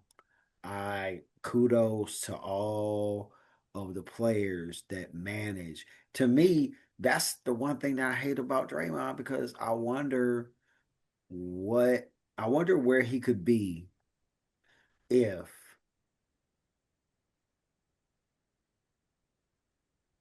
he didn't feel like he needed that to be a part of who he was to the level that it is. I, yeah. Because he's a good. You could say whatever you want about him, but the one thing that you bet not do, don't say he's not a good player. Watching him play, watching him basically be the point guard that Steph isn't, and to add to that, to be able to play defense the way he does, I understand why people say, "Hey, keep him." But his attitude and all the technicals to where he's missing games, that's the reason why I still stick by my I get what you're saying and I don't disagree. But he got to go. Yeah. I've been under ilk, and it's sad when you see like the game on Christmas with them against Dallas, and you hearing Kerr and Curry them say they wish Clay was still with them openly, knowing that the reason why Clay isn't with them is because they chose to re-sign Draymond, and they couldn't spread that money across both of them. Yeah. So it makes it to where Clay's gonna retire a Warrior. I wonder if Draymond will be there when he does it. Because to me, realistically, if there's any trade packages that can make me better that includes Draymond, I'm looking into it. And the question is this: how many championships could they have won had they did this sooner? Because I was screaming for him to be traded during the championship run. Which one? The one with Poole was there? The one, yeah, the one The last one? with Poole being there. Before that, when the text was real bad. Like I said, the only technical that I let him go with was the one where as the God, as you call him, put the area basically in his face as he walked over him. Yeah. That's uh, because I, beat a dead horse mode again. Hey, Detroit, Flint, yeah, that's an ICU visit. That's local news. Shooting on the basketball court, uh, uh, fighting. Bottom line, game's over. You could pick any scenario you want. Bottom line, game's over. Somebody ain't going home the way they came, Yeah. and it was a convenience that gave him. You put an asterisk by the COVID ring. Okay, I will I always slap an I asterisk I in there. I put an asterisk by that one because what if they had just decided to fine him and but let him stay in the game? Does does LeBron win that championship? Yeah. Yeah. I that's That's that's a question for I, me. in all fairness, in all fairness, before we move over to the NFL, Right. to me, the only legitimate titles LeBron has won is the two in Miami. I'm not even going to hold anybody. If anybody that This watches this show want to come at me, I'm at Mystah Jay 24 at gmail.com. I disagree with one of them. Which one? One against my Spurs. They shouldn't have broke that rule. Had they not broke that rule, they had that game won. Oh yeah, yeah. That dang. So one, Had I had said had, okay. So had one, they had they not broke that rule, and didn't he start out with the Bucks? cool. Ray Allen. Yeah, Yeah. After year one, that became the rule in the end. That's how good he was from behind the 3-point line by the end of his first year. At the yeah. end of year one, that was the rule. You do not let him shoot. If you have to foul him, if he runs around a pick, you run through the pick so that they call a foul on you, so that you can reset and you can reattach yourself to him. But daggone it, you do not let him shoot behind the three. You don't. And they broke that rule. And as soon as they broke the rule, I As I soon as they said it's broke the over. rule, I, it was I over. said it's over. It's over. LeBron got himself another ring. And they was like, dude, you giving up on your team like that? I'm like, dude, ain't no Yeah. way. Ain't no way they gonna let this go back to Miami. And and and No. and and they gonna lose. They need the face to have another ring. By hook or by crook, they, it's over. And that's why I love what they did. They took all the stuff that LeBron was trying to throw their way to try to motivate himself, talking about everybody in San Antonio hated him, and they finally put it out there. It's like, no, we don't hate him. We realized that last year was our fault, and we're gonna go out there this year and we're gonna prove why Exactly, and that's what and they did. they at 4-1, they let him win one game. They let them win one game just on the strength. It, it just he only won one game. That shut it down. He won a brief battle, but they win the war because they still up. The Spurs are still up 2-1. The Warriors are what? 2-1 or 3-1. Yeah. No, yeah, they were up 3-1. No, no, no, no. I mean, just in like every time they Yeah. Oh played, yeah. Yeah, yeah. They up are they up 3-1 on. two? Yeah. So is so you played the Warriors 4 times and you lost three. You played the Spurs 3 times. You won one.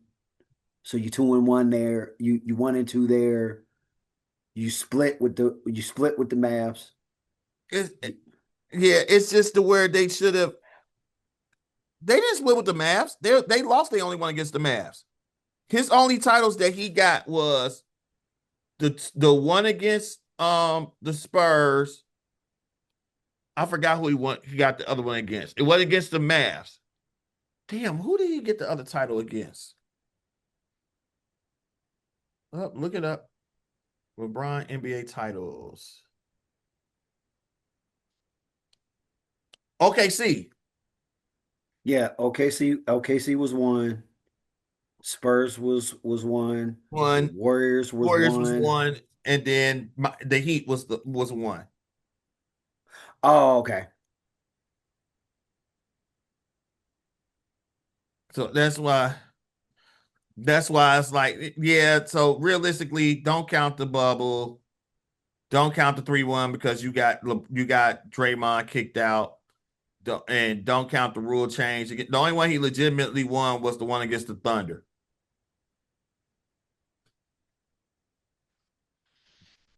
So uh, and you want to know the best part? What? Anybody that watched those games against champions the games, all the ones that Jordan won, No, yeah. you knew you knew that whoever he was facing was gonna put up a good fight, and they like Utah, you knew Utah was good enough. He was not gonna shut neither one of them teams down.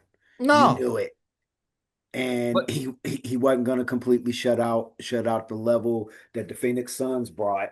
You might have thought that he could pull it off against the Lakers because of what they had left, and they was too new. They had too many new pieces, and then the two most experienced was really like too old to be able to like make it work. it's And just and with yeah, so. he shouldn't have won any of them. Darn it. I hate to be that person to sit there and be like, he shouldn't have won this one. He shouldn't have won this at all. But in all Well, fairness, now it is not on him. Now that one against the Thunder, it's not. Look, if you playing your friend, because I know that was part of the narrative. You playing your friend, and you're kind of awestruck, and you not putting forth your best against your friend, and the rest of your teammates ain't bringing it, because that was the beginning of people starting to question what was up with Harden. That was true. the beginning. Yeah. Because KD wasn't the only one that kind of floundered, and unfortunately, that nickname that Westbrook got, that championship game was part of it. Yeah, it was. Yeah, And it and was. then your boy Kendrick, he put up all that effort to finally get past Duncan, just to not show up. And I always knew what Kendrick could do. And I was like, these my boys, but man, if you quit just acquiescing and allowing yourself to be punked by Duncan, y'all got a chance to be something. And what did he do? He turned around, he stopped, quote unquote, laying down. He started bringing his game to Duncan, and what happened? They finally beat the Spurs, and they got to the championship, only to get there, and it was like, And just be like, eh. turn back to what you were that was keeping you out of the championship. It's like you finally got the opportunity, you worked your way up to the opportunity, and you didn't bring your best. That's not hate. That's what happened. It's simple. You don't have to like it. Feel free not to like it. But anyway, oh my God, because this is just man, we could go like this all night. But Yeah, it's like, no, we're not going to. we got It's nope. like We got a half an hour to burn through the NFL, maybe 45 minutes, but we're gonna try to keep it to a half an hour. right. So yesterday's games. Let's start with the top. Let's start with the top of the top. San Fran, Ah, Chicago. yes. Mm, I got one thing that I'm gonna say, okay. and then well, I got two things I'm gonna say. Okay. One, great game. Caleb showed where he still has room to grow. Yes. Been showing it all season, but yes. And the reason why that I'm saying that is because with the arm talent that he has and the way that he was scrambling in order to get on that last play, did you see the replay that they showed on the NBC broadcast after the game was over, and then or have you rewatched it in the all 22? No. There was when everybody started flowing to the left side of that end zone when Uh-huh. he was scrambling like that. Yeah. One of his receivers was a little bit to the right of the goalpost, wide open. Everybody, there was nobody within 7 yards of him, and then the way that he pivoted and turned like But this in order to get the ball off, and he still took the hit instead of throwing it straight. If he would have turned his body and threw to the right, he would have been able that to zing it right there. but that was the thing. What have I been saying these past couple of weeks about Pressure Caleb? bust pipes. Pressure bust pipes. Yeah. And they were finally able, I'm sorry, 49ers need to come off Bryce Huff. It's been clear why Philly let him go. It's clear, and then he went over to the Jets acting like he was something, and he's gotten to the 49ers, and it ain't it. No. So now I will commend him because he was part of the reason why why um why Caleb botched that pass to who he did throw it to because he was one of the first people to try to get him. But because he didn't do the fundamental breaking down, that's why he wasn't able to stay with him. But I digress. And uh uh so yes, it with Caleb, just get the pressure. Just let him know you're there and you're coming and you're trying to get him and get him off of his spot. Mm-hmm.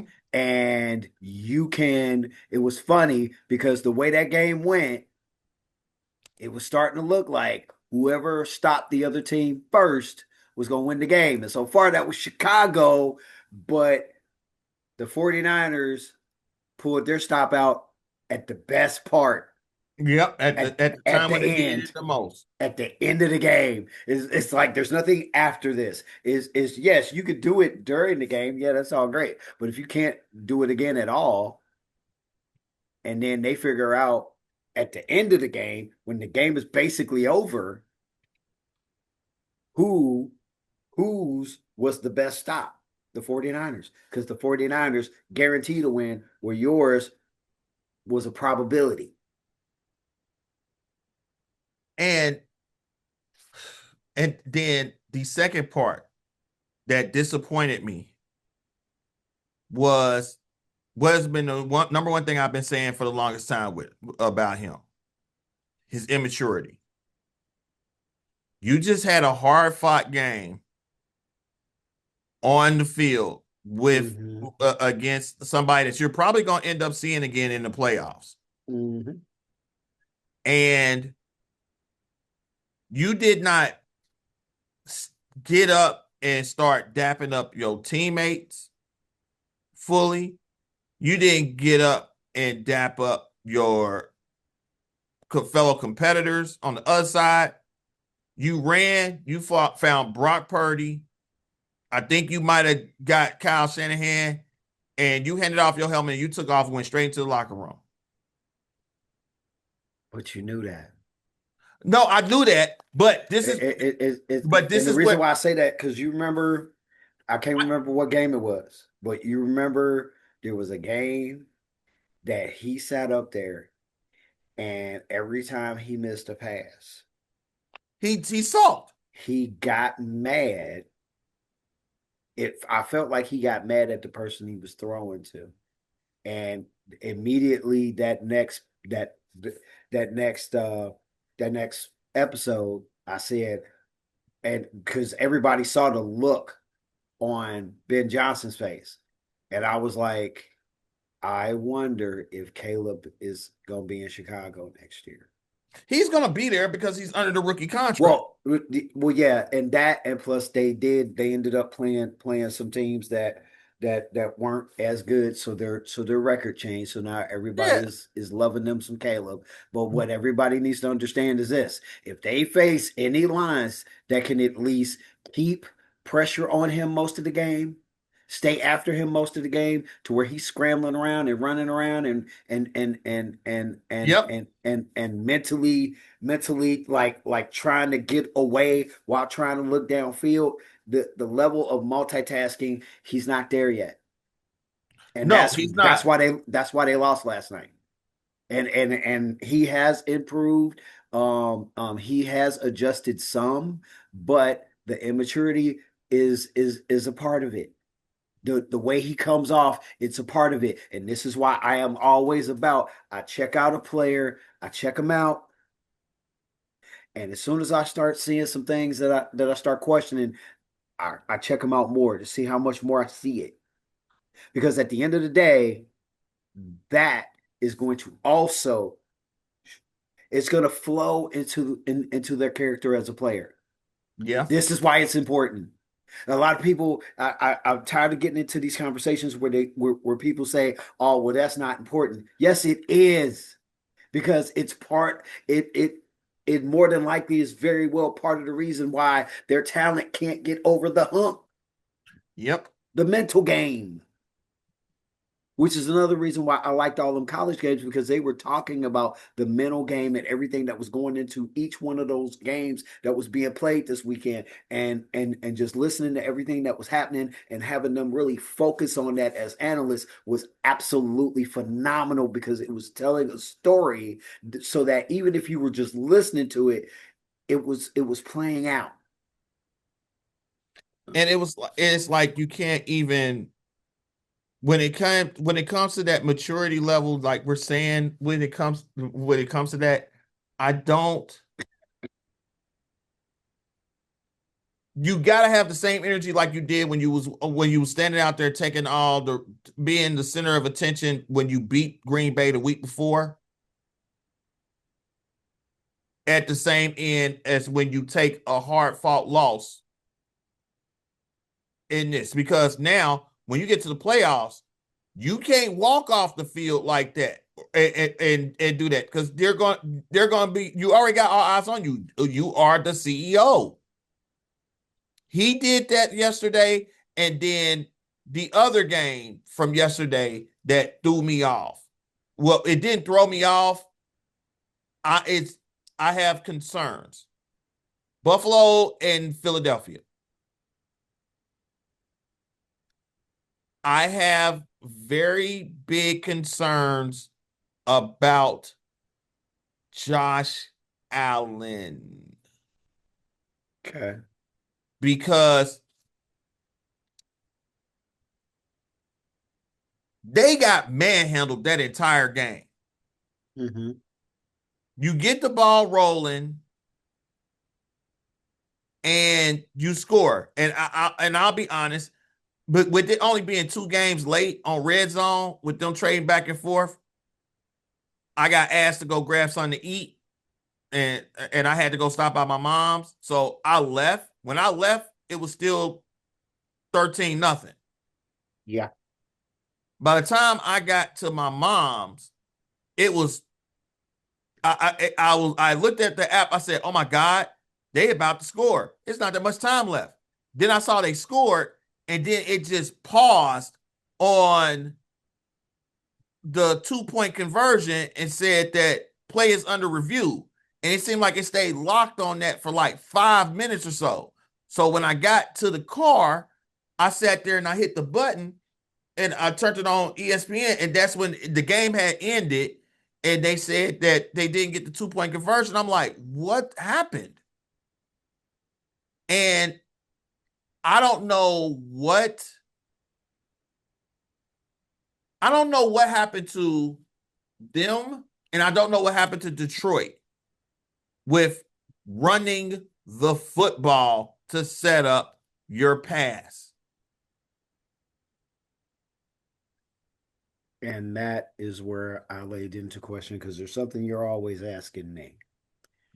And as much as you tout this gentleman about wanting to bring him here,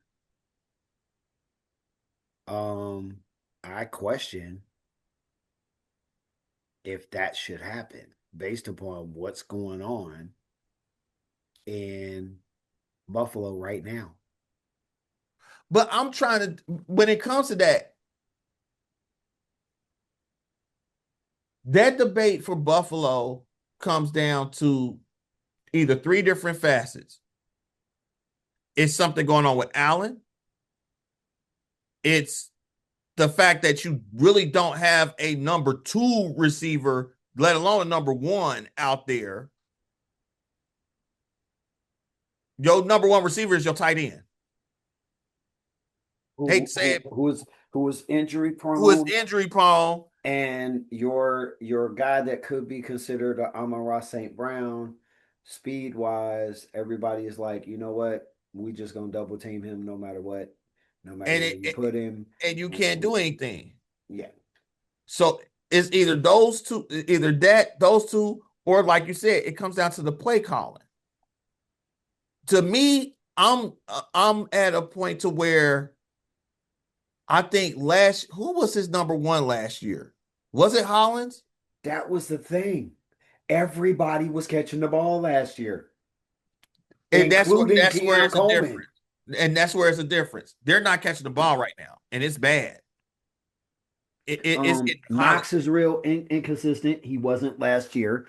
Keon, they done got to the point to where I'm pretty sure they done benched him, and because Cowherd kept calling them a quote unquote a healthy scratch, um, which basically means it's like you could be in the game, but they're not putting you in the game. So he's they got to get rid of him. They brought in Brandon Cooks, but Brandon Cooks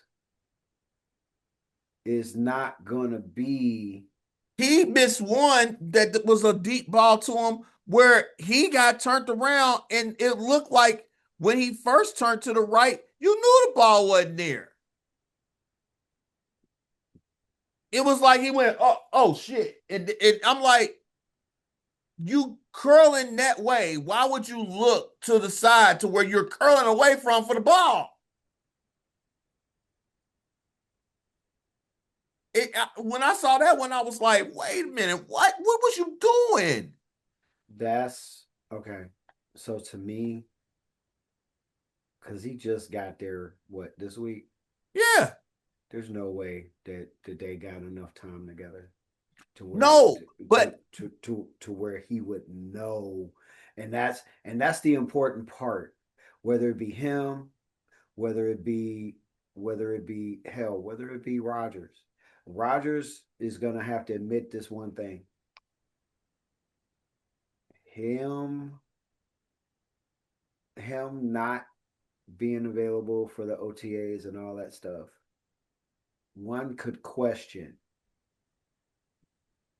um if that has something to do.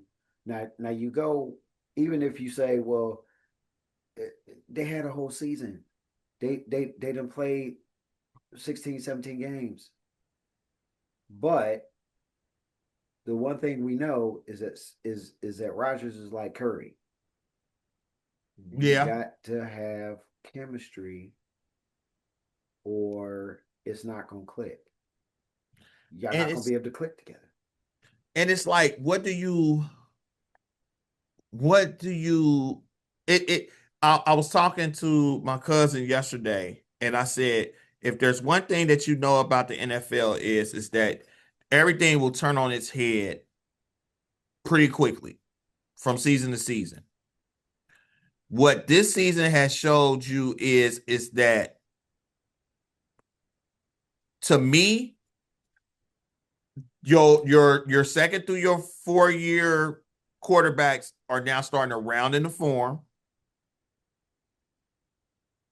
Your guard that got you through the late 2010s and the first part of 2020s are almost at the end of their era.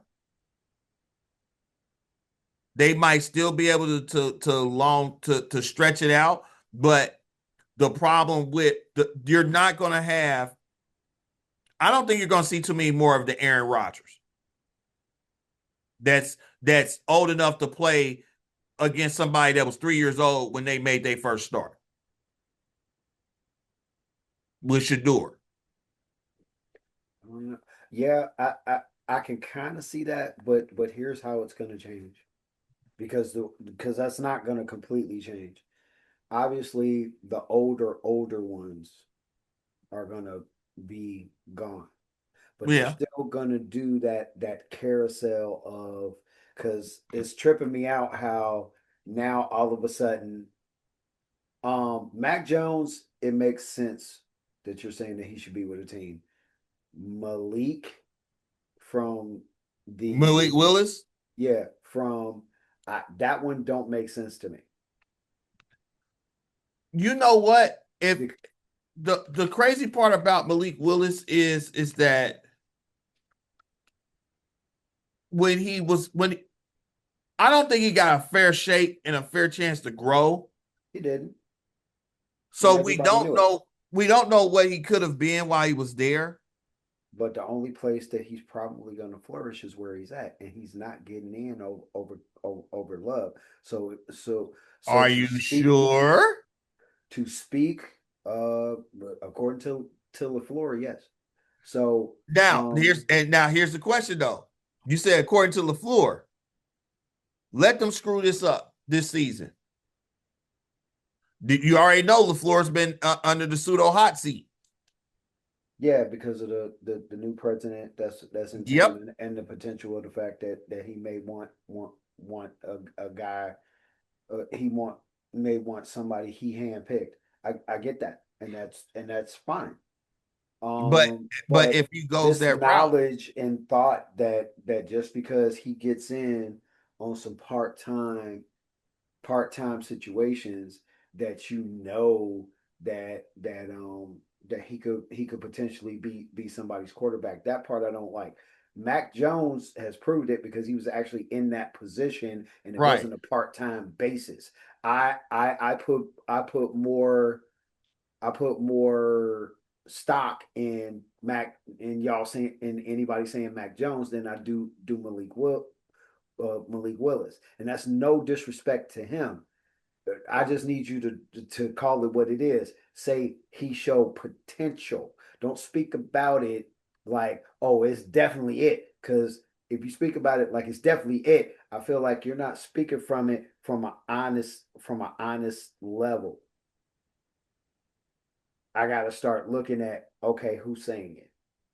Are you saying it because we supporting our people? It, yeah, Because you're not saying it for anything factual because you don't know. because when it comes to Willis, I will say this: their offense looked a whole lot better with Willis than it did Love. And But that's not the first time. And no, that's why I say potential with him. right, and that's I think that people, like you said, people get caught up with the fact of trying to anoint him instead of just saying potential. You got to say Right. potential when it comes to that because he's not. And plus Willis that might just always be in Green Bay. You send him right. somewhere else It might on not be the same way. yeah. So it's just like I can't. I get that one, but it was. yesterday was, how can I put it? It wasn't shocking. This whole week wasn't shocking. It was like the death of, it felt like it was the death of an era. How so? Because, and I'll tell you why. Detroit, Detroit gonna have some hard questions after this season. Well, I don't know if they're gonna have some hard questions, but I know it's gonna be time to clean the house. And the But what reason, would you claim? first thing I would clean, um, unfortunately for him, even though he only got 1 year, offensive coordinator got to go. But okay, so here's my question though. Does the OC have to go when Campbell's been calling the plays for like the last 6 games? Yeah, because he Okay. was the reason why he was. It wasn't like it wasn't like everything was flowing smooth and they was dominating and they was winning, and then Campbell just swooped in and was like, you know what, let me try my hand at some things. No, that's not what happened. It was spotty. It was spotty good, mostly terrible, to the point to where the locker room started talking, and Campbell heard what they were saying, and he's like, "Hey, look. I'm not about to lose my season here. Let me have that a minute." And it worked initially, but then it fell off. So then that means, okay, you got to get somebody in the room. You got to get somebody in the room, which means So, that guy's got to go. And then you're gonna have to answer some hard questions in terms of, I need to know how many of these people that are chronically hurt, how many we parting with. It needs to happen. I get that they're good, but the problem is this: you've lost 2 straight seasons because of injuries, and you held on to those people. You pulling a San Fran, and San Fran's still kind of doing it because they didn't let go of everybody that they should have let go of. Fred Warner hurt again. That's hurting that defense. But he's an anchor. He's the San Fran Ray Lewis. Ray Lewis didn't stay hurt like this dude. no, They ain't the that's same. true. They ain't the same. Don't do that. I respect Fred Warner. I respect his talent, but quite frankly, his inability to stay healthy is hurting the team. It's And it's something you got to consider. Speaking of things you got to consider, instead of considering you got a quarterback like Jackson Dart, let's put him aside. Don't fix the offensive line and bring in Mendoza. oh my But God, Atlanta's already up. but yeah, but I digress. So, um, So here's the only thing when it comes to Detroit that I think that is kind of shocking when I look at it is that they're still averaging with their 2 running backs 5 yards a carry. mhm, But Jahmyr Gibbs in this, let's cut the season in half. Let at the let's cut it in half at November, right? So okay, when they finished up the last game against Tampa Bay that they won 24-9, they had lost 2 games at Green Bay and at Kansas City. okay, yeah, Gibbs had games where he ran for 19 yards, 94 yards, 67 yards, 91 yards, 54 yards, 65 yards, and 136 yards. Since that top half of that season, how many games would you say that he cleared 50 yards rushing since then?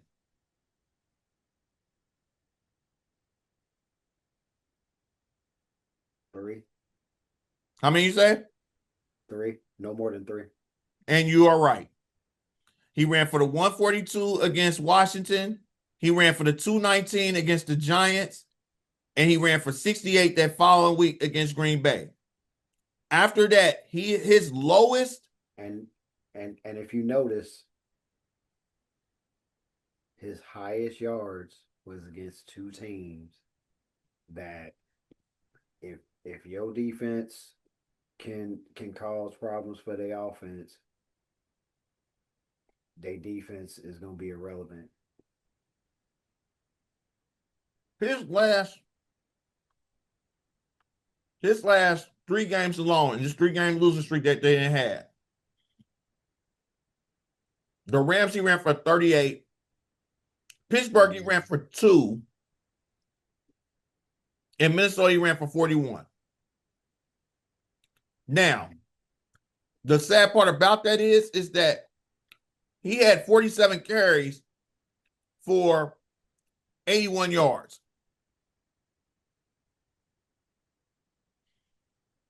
This is not good. This is not what got them into the run. When they ran last year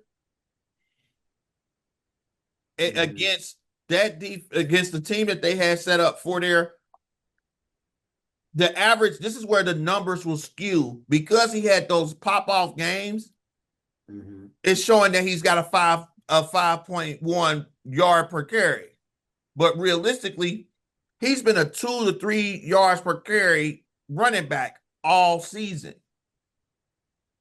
And that's splitting carries. Mm-hmm. So what happened to, and I put this on Campbell and I put this on the OC. What happened to Sonic and Knuckles mashing the ball, bring the defense in, throw it over the top? Ask Ben Johnson. Oh, wait, he's not there anymore. He's in Chicago. And what is Chicago doing? Running with both their running backs. And bringing them in and then letting their young quarterback throw over the top. Mm-hmm. It's not rocket science. And these but teams, if like they say, a lot of the players ain't the only ones whose personalities you got to deal with. Like I told you, I felt before the season started last year they should have fired Arthur Smith. I question if they had found a better OC if Russell would be where he is. and then there's me. And it's like, so when you think about it, though, think about the playoff teams we had last year. Mm-hmm. And I had pulled up.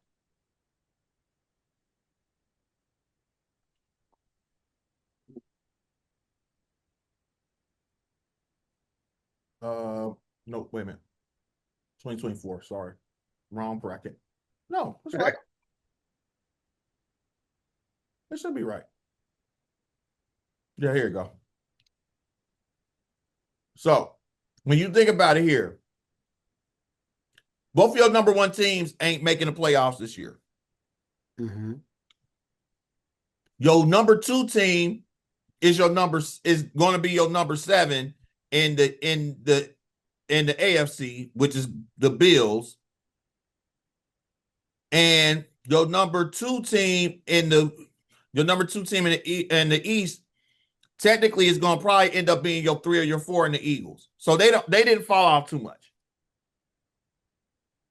Your 3 seed, the Buccaneers, is playing for their lives this week. And they're probably going to lose. And your 3 seed in the AFC is playing for their lives this week with the Ravens. And as much as I hate to say it, I know blame is getting placed on at what's his name at DK's doorstep, but I don't think it's only his fault. It's not simply DK's fault. DK's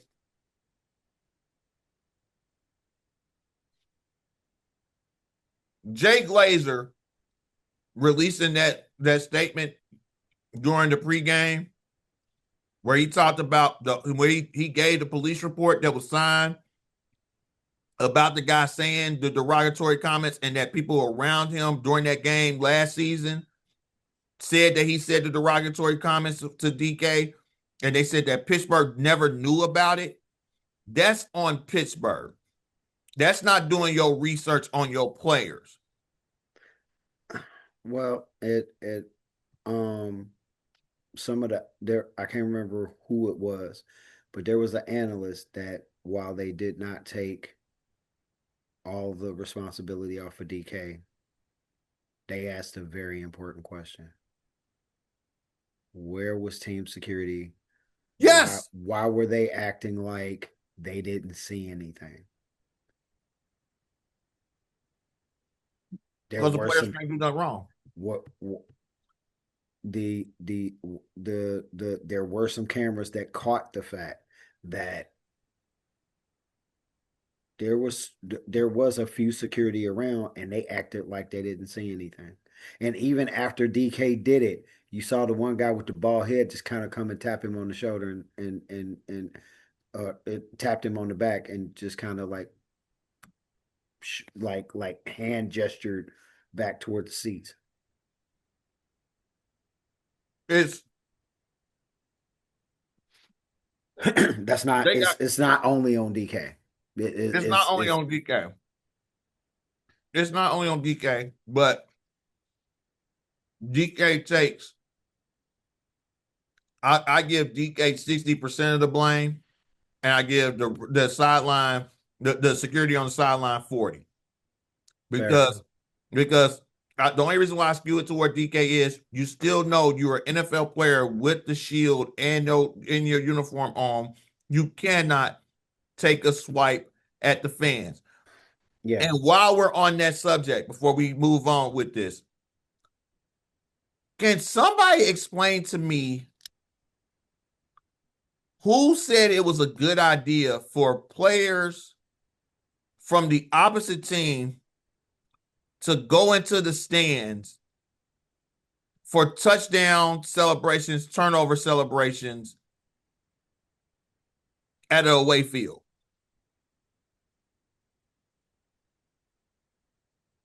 If you watch that Baltimore Green Bay game, Mm-hmm. there was a couple of times when Baltimore players went. One of them went and found a. I think it was Flowers when he caught the touchdown.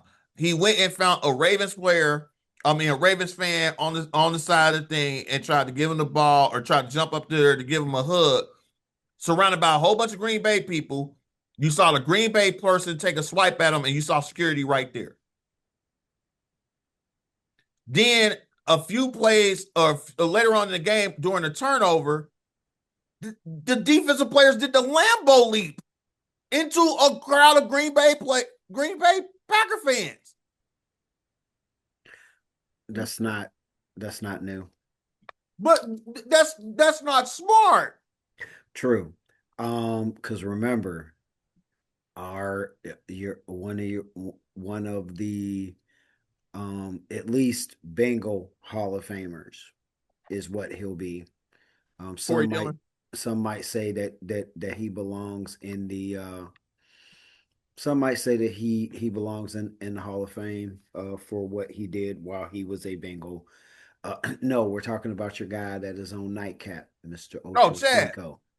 Yeah. Yeah, he tried it a couple of times. Right. But there's a And difference between trying it and actually sitting your butt what on the side to where any of these people, drunken or whatever, gives you a nice little shove. well, that was the thing. That was the reason why Chad was a trier, because every time he tried it, they immediately shoved him. But it just for some odd reason it did not deter him from trying. It just was when I saw it during the game, I was like, are they stupid? Hey, you can do whatever you want these days. It's okay. And if anybody does something wrong, that's not on the individual. That is shame on everybody else. Even though You got to have enough sense to know that you are not protected. You're not. You're not protected. You're going to be the bad guy before the fans are because the money talks. They don't care. Just like in this situation, I'm sorry. If he presents to you that the same gentleman that he just got in trouble for is at a different field, I believe in coincidence, but I believe in something that's a coincidence. But what I don't believe in is turning my eye to the obvious. Right. You're not gonna tell me that there was an incident with somebody one time, and yet the next time they met up, everything was innocent. No, Right. Yeah. You're not gonna tell me that. that's no, no. Um, I was born. I was born at night, not last night. But the NFL didn't care. They're more concerned about the fact that they could be sued. They're more concerned with the fact that this happened to a fan and sending a message to the rest of the players, hey, you can't do this. You can't do this to paying fans. They can treat you however they want. They paid to do it. Okay. Mm-mm. So you are a circus animal. You are a Yeah, you are an attraction. yes, you are the attraction, and we can't have the attraction attacking the crowd. Why not? So, because So, that costs us money and messes with our profits and stuff like that. But anyway, to your so point about Chicago, I mean, not about Chicago, about Philly and Buffalo, they are in trouble, and unfortunately for them, it was stuff that happened that was beyond their control, except for play calling. That's not beyond your control. The play calling, I told you this is a a super friend situation. This is a Batman and Superman situation. If you do anything other than that, Josh is going to suffer for it. And they lost yesterday because you put everything on Josh. And once again, it shot you in the foot. And everybody blamed him. Well, he needs a number one receiver. No, he don't need a number one receiver. He proved that last year. He just needs people that can show up and stay and healthy actually do their and job. and catch. They don't need to be number one. Hell, Kansas City proved you don't need world beaters. You don't need number ones. It's You crazy. just need what you had. But because it didn't bring enough sizzle, because chemistry wise, you couldn't make it look like a delicious, a pleasant full course meal. You thought that you needed Jeff Ruby's. No, you don't need Jeff Ruby's. Mm-mm. You just you good with Olive Garden. You're good with um um what was it? Old Country Buffet. Yeah, you Yeah, you good with that. Golden Corral. Yeah, Golden Corral. You you're good with what you had. Now, if you wanted to stick one person in there, okay, fine. But no, y'all didn't stick one person in there. Y'all stuck a bunch of people in there. Yeah, you did. And it didn't look well.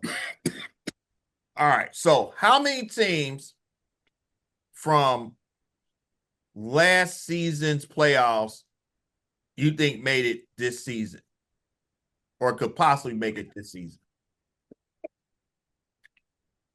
Um,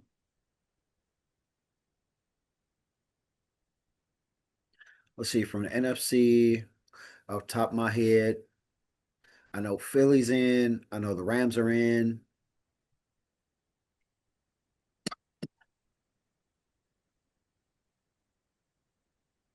Mhm. I think that's it from the NFC. That was there last year. You so NFC, you lost your number one. Detroit's out. Yeah. Eagles are still in. That they were the 2 seed. The Uh-huh. Bucks are on the bubble. Nah, they're done. It um this is like I told you last week. Other than them losing this game, because last year what happened was they played Atlanta exactly like they're playing Carolina. They lost to Atlanta. They won their next game. Then they won then they lost the last game, but they still won enough to still make it in. But it's just Atlanta won Atlanta ended up winning the division. yeah. And No, Atlanta didn't make it to the playoffs last year. wait, Nope.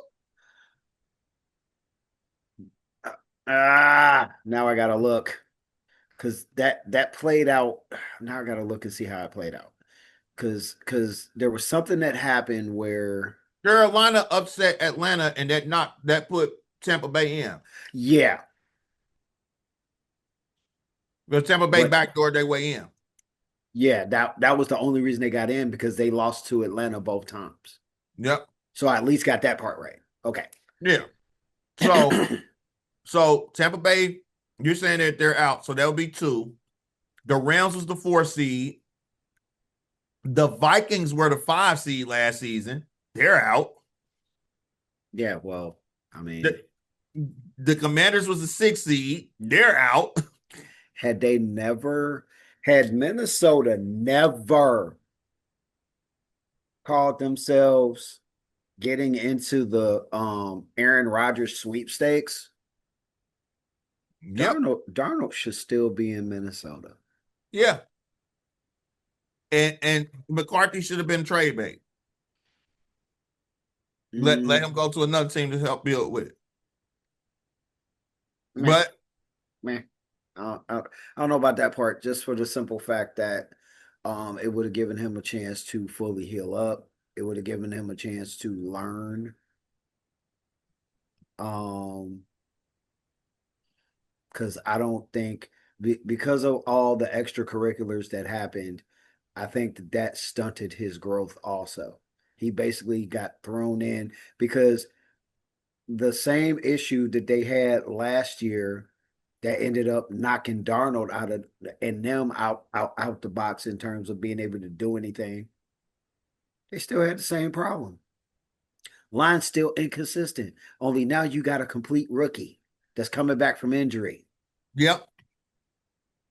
And And instead of so y'all falling apart near the end of the season, y'all started right back up where y'all unfortunately left off. mm-hmm, So that's not completely on JJ. true. That's not completely on JJ. You did you know him to be a scrambling quarterback? No. So then how come y'all didn't fix that offensive line? Because it wasn't a priority when we were The trying to get into the the Aaron Rodgers sweepstakes. the one thing I will give them was they was the first ones to jump out. As soon as they found out about the wedding, they was like, "Yeah, we're out. We'll just go with McCarthy." And then the 7th seed, which is ironic, was Green Bay. Which I had a feeling that they were done as soon as Micah got hurt because while their defense was pretty good, me and you have talked about this. Players becoming complacent. Mm-hmm. And I hate to put it like that, but that's the only thing that I can that's the only way to explain it to where it makes sense. And here's what I mean. We know that they have some pieces on defense. They showed it last year. Micah shows up all of a sudden. people are riding the train of A Micah, defensive player of the year, Micah Parsons. and they're taking advantage of that to the point to where, oh crap, Micah got hurt. Mm-hmm. So now it's back on you to perform completely, and y'all ain't doing it. No, they can't. And it's like, yeah, but the question is, my question immediately on that one is why can't you? What happened? Y'all proved to be better than what y'all are playing like. The only thing that's missing is one dude. So one dude made it to where y'all can't even come up to the standard that y'all held last year. Really?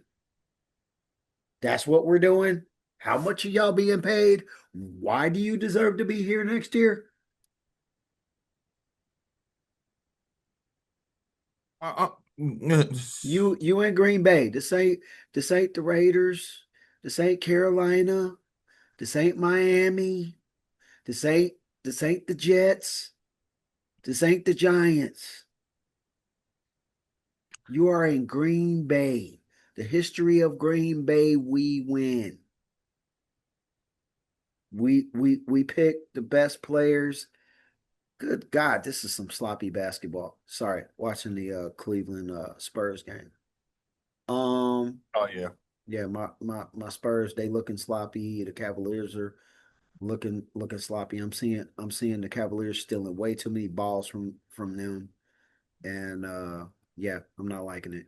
Anyway, uh back to what I was saying about Green Bay. And I respect, obviously, obviously I'm not playing on that level. I respect what they do, but at the same time, I know you're not playing up to your potential, and that's basically what I'm saying.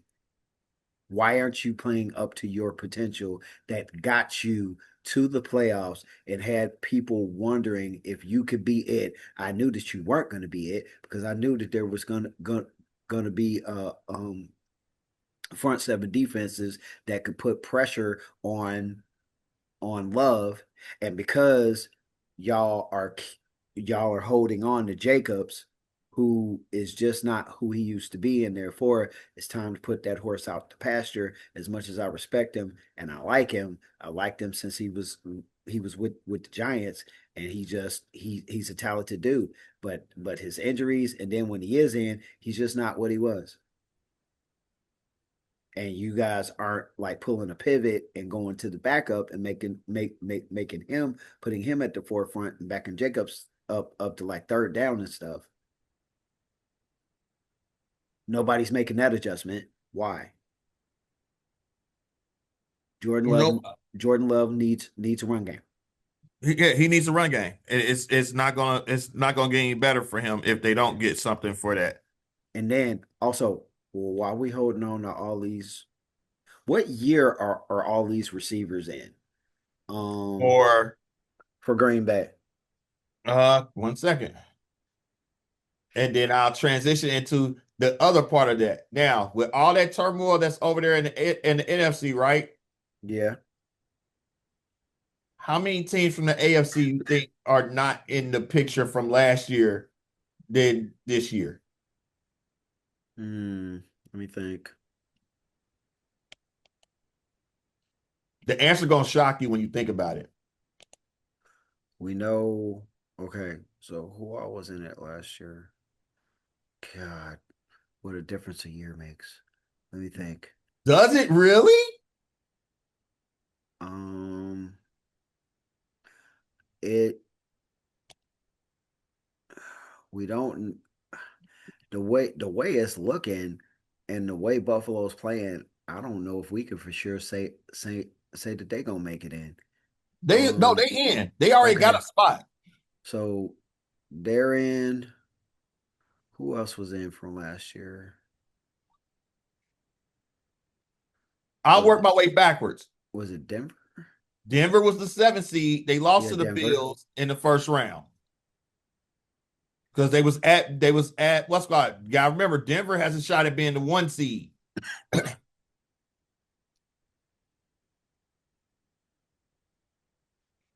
Then your 3-6 matchup. And that It, was Pittsburgh and the Ravens. right. And so one of those teams will be out. Yep. Your 4-5 matchup last year was Um, was it the Chargers and crap? I know it wasn't KC because KC got a bye. yep. Damn. They charging again this year. Um, I know it was Chargers, but who did they face? The And lose. Texans. Yep. So think about that. In the AFC, with all the turmoil for everybody that we thought was going to be the top teams last year, the top teams coming into this year, the only two teams that ain't going to make the playoffs that made the playoffs last year is Kansas City and whoever lose between Pittsburgh and Baltimore. Everybody Mhm. else made it. Now, what the difference is that everybody that was your 7, your 6, and your 5, your 4 and 5 will all flip flop because if Denver wins, they got the number 1 seed. The 2 seed will probably end up being darn it, who's the 2 seed? Pats. The Patriots will be the 2. So Patriots will be a 2. Your 3 seed is still going to be whoever wins for between the 3 seed should be the Jaguars. I And then your really, wow, real dude. what? What? What? Falcons, Falcons up 14-0. Are you serious? Pick six. Yeah, okay. Darn it. Yeah, pick six. Yeah, I don't like this season. This season is trash. Oh, Um, wait till I get to we about to speed this up. Okay. So wait a minute. I was looking up Green Bay. You said Green Bay's roster with their wide receivers. Da, da, yeah, da, da, da, da, da, yeah. da. Depth chart. Wide receivers. Christian Watson is was drafted in 2022, so he's still on his rookie deal. Where we go here? Matthew Golden's on his rookie deal. Savion Williams is He's out. safe. I'm not worried about him. He's safe. Savion Williams, who's out, is on it. Was drafted in 2025. He's still on a rookie deal. Okay, he can be Ro- safe. Romeo Dobbs, 2022, still on a rookie deal. They taught Dontavian Wicks, 2023, rookie deal. And these dudes either stay hurt or they not catching the ball. I'm sorry. Mm-mm. Jaden Reed is on a rookie deal, and I know Bo And Melton is a converted cornerback, and he's on a rookie deal. okay, Melton is a converted cornerback. He's fine. Um, Reed. Oh, what did we say about him? Jaden Reed's on a rookie deal. How many years has he been there? 2. Drafted in 2023, second round. So he got a 4-year deal. No. No, the three oldest ones, no, they got to figure out something to do with them because either they hurt or they in and they're not catching the ball. And Matthew Golden, that would have to put uh that But would have to put them on that would have to put Golden on notice, like, hey, this ain't it. Got and to see, figure here's it out. the crazy part about Golden is that Golden was the number 1 because Watson was hurt. Right. He lost the number 1 gig when Watson came back. He didn't earn it to keep it. If you look at if you look at Golden's numbers for right now, Matthew Golden this season has 28 receptions for 353 yards and no touchdowns Yeah, as the that's a as a first round draft pick. yeah. Now the issue is the issue with that the same issue that he's having with Love is the same issue that Mahomes had with Worthy. It's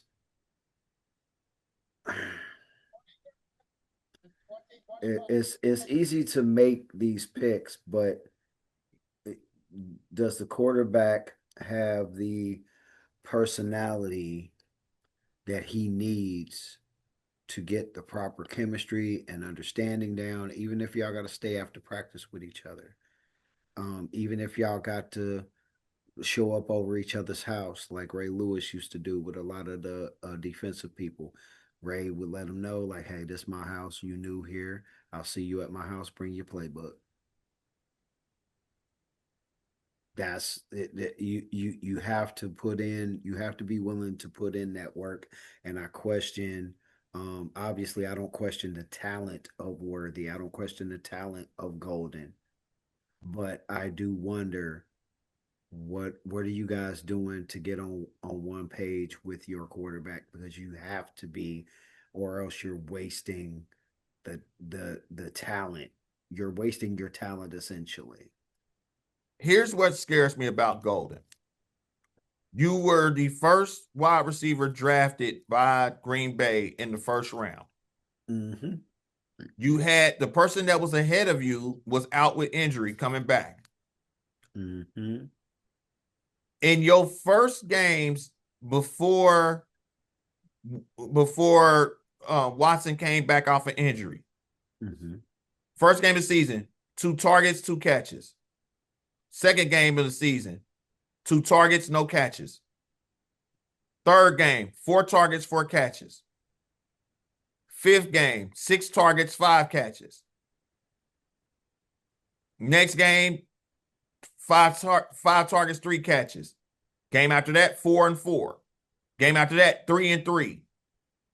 Since November, 3 targets, 2 catches, 3 targets, 1 catch, 1 target, no catches, 4 targets, 3 catches, 1 target, no catches, 3 targets, 1 catch. They got okay. Is there a such thing as having too much? Yes. Because you sitting up here and you trying to get your other guys that you have chemistry with, and even though these dudes are notorious for either being injured or not consistently catching the ball, which means that if they come back from injury, they automatically get their spot back. And So, and that's the problem because if I look at Watson's, and I'm mm-hmm, pulling up Watson's right now for his splits for this season. mm-hmm, Watson's got 35 receptions for 611 yards and 6 touchdowns this season alone. mm-hmm. For his targets, where to go? Where to go? I just seen it and it just popped up and went away. Reset. See y'all. He came back the week before Halloween. Mm-hmm. 4 targets, 4 targets, 4 targets, 5 targets, 7 targets, 10 targets, 4 targets, 5 targets, 6 targets, 6 targets. So your quarterback trusted his guy coming back more than he trusted you in that time frame. That game Yeah, against Detroit to have 10 targets for 4 catches. mm-hmm. Now, here's the issue with that though. Who's he more? Who's he gonna be more familiar with? And that's what you're starting to see. That's getting these quarterbacks in trouble. Once you put them around somebody that they're not as familiar with, it don't click. And that's where they have to build that they And should be building that up to where it should be something to where it's concrete and done. yeah, So Aaron is not the only one not doing that. So and it ends up being telling and it ends up showing. So you got these guys who are inconsistent, they stay hurt, and they're inconsistent. You get a new guy, you should be working him into the rotation, but the guys he was supposed to be replacing are still there. You got a quarterback who is more has more, even though they stay in and out of the lineup. At the end of the day, he's got more time with them than he does with the new guy, who is more of a speedy receiver. So it's harder to get. That was a bad call. Oh no, never mind.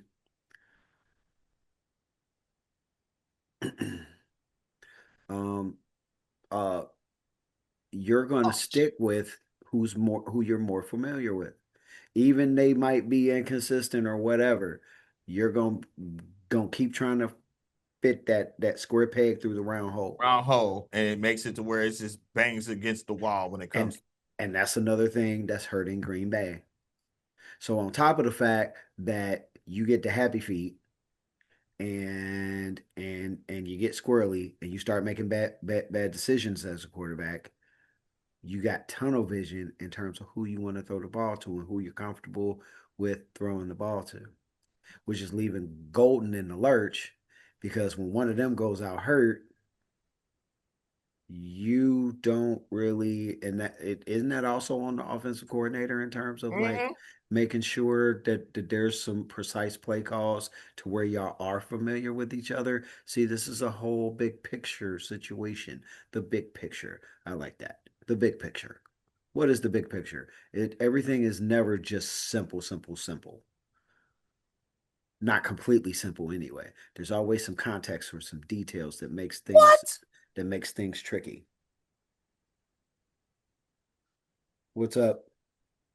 I'm sorry, the fat side of me. Looks like 30 minutes ago, the Holtman's Donut Shop up in Westchester announced that they're closing on New Year's Eve. Oh wow.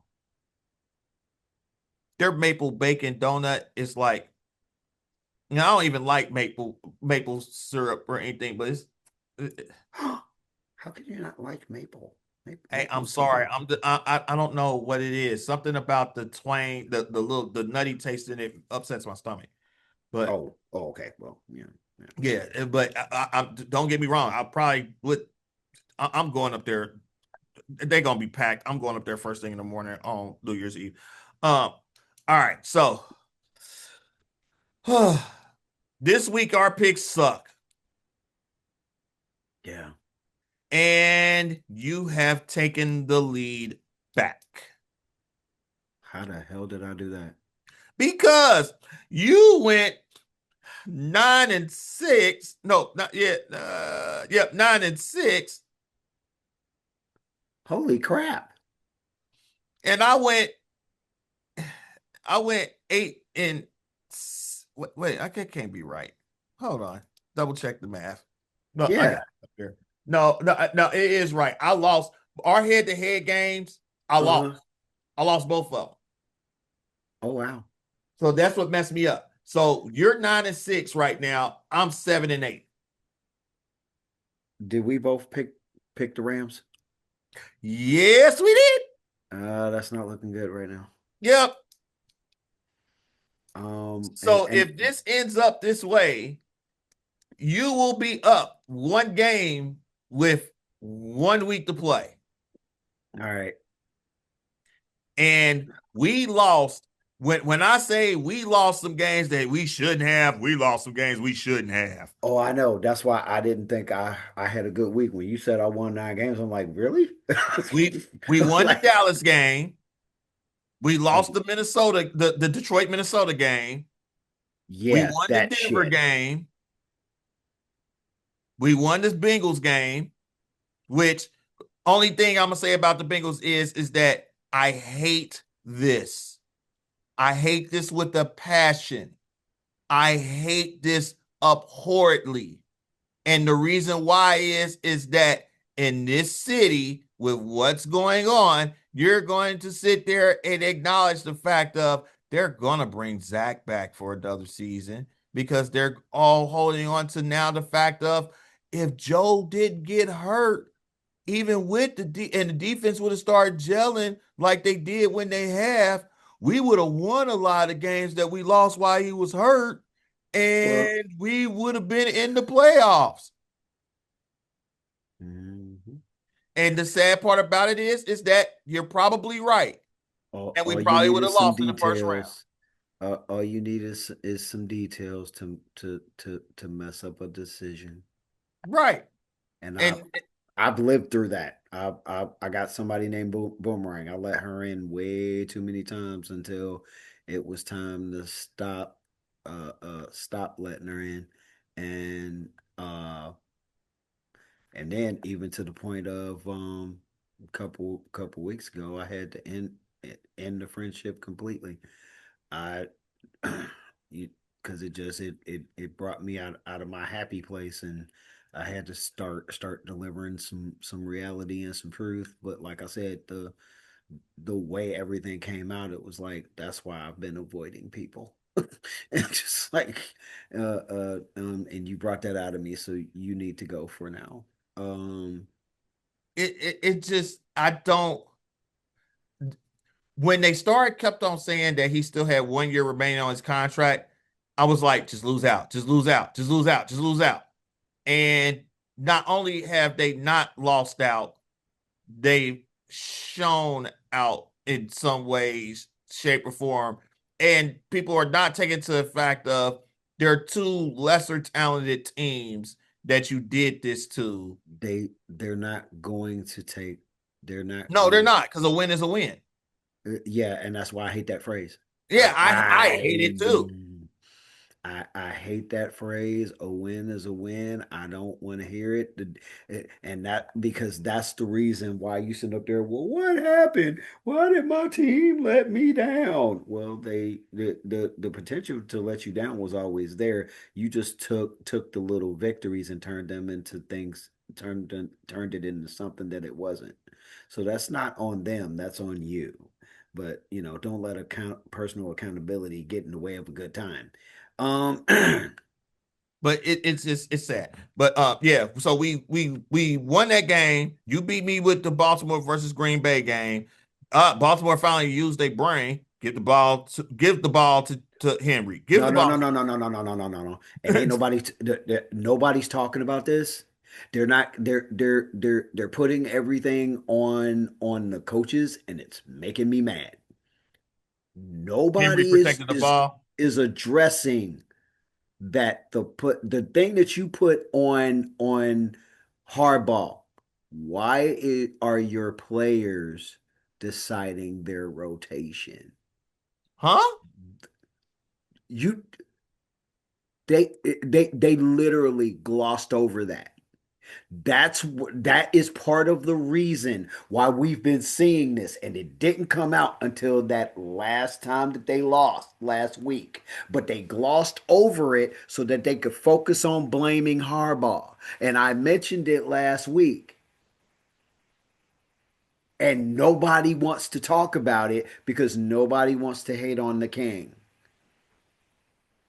So if you think about it, the thing that Harbaugh should be in trouble for is allowing the players to decide what their rotation is. Mm, didn't hear that. Jesus Christ. That makes Yeah, sense. yeah. Because he said it in the press conference after the loss. Because they asked him, they was like, why wasn't he in the fourth quarter? And he was like, well, Derek decided that. Him and Mitchell decided that was the rotation. And I went, Get the what? And like I said, I brought it up last week. oh my But God. nobody is even talking about it. Everybody's just see what the coaches they should have had him in there the whole time. Well, you missed the memo, and it wasn't completely the coach's decision. Uh-oh, Denver's in trouble. Denver. Yeah, Why? Jokic is limping. Oh yeah, I just seen Jokic with a knee injury. Oh, well, damn it!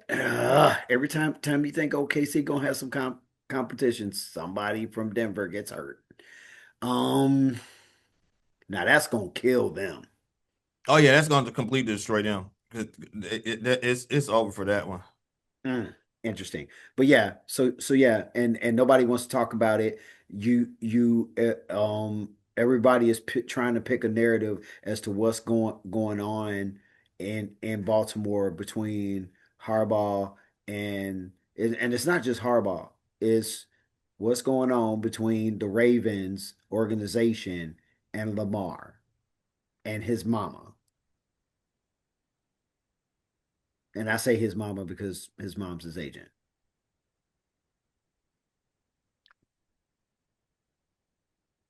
I So, in all honesty, I think his time is up. I think if they really wanted,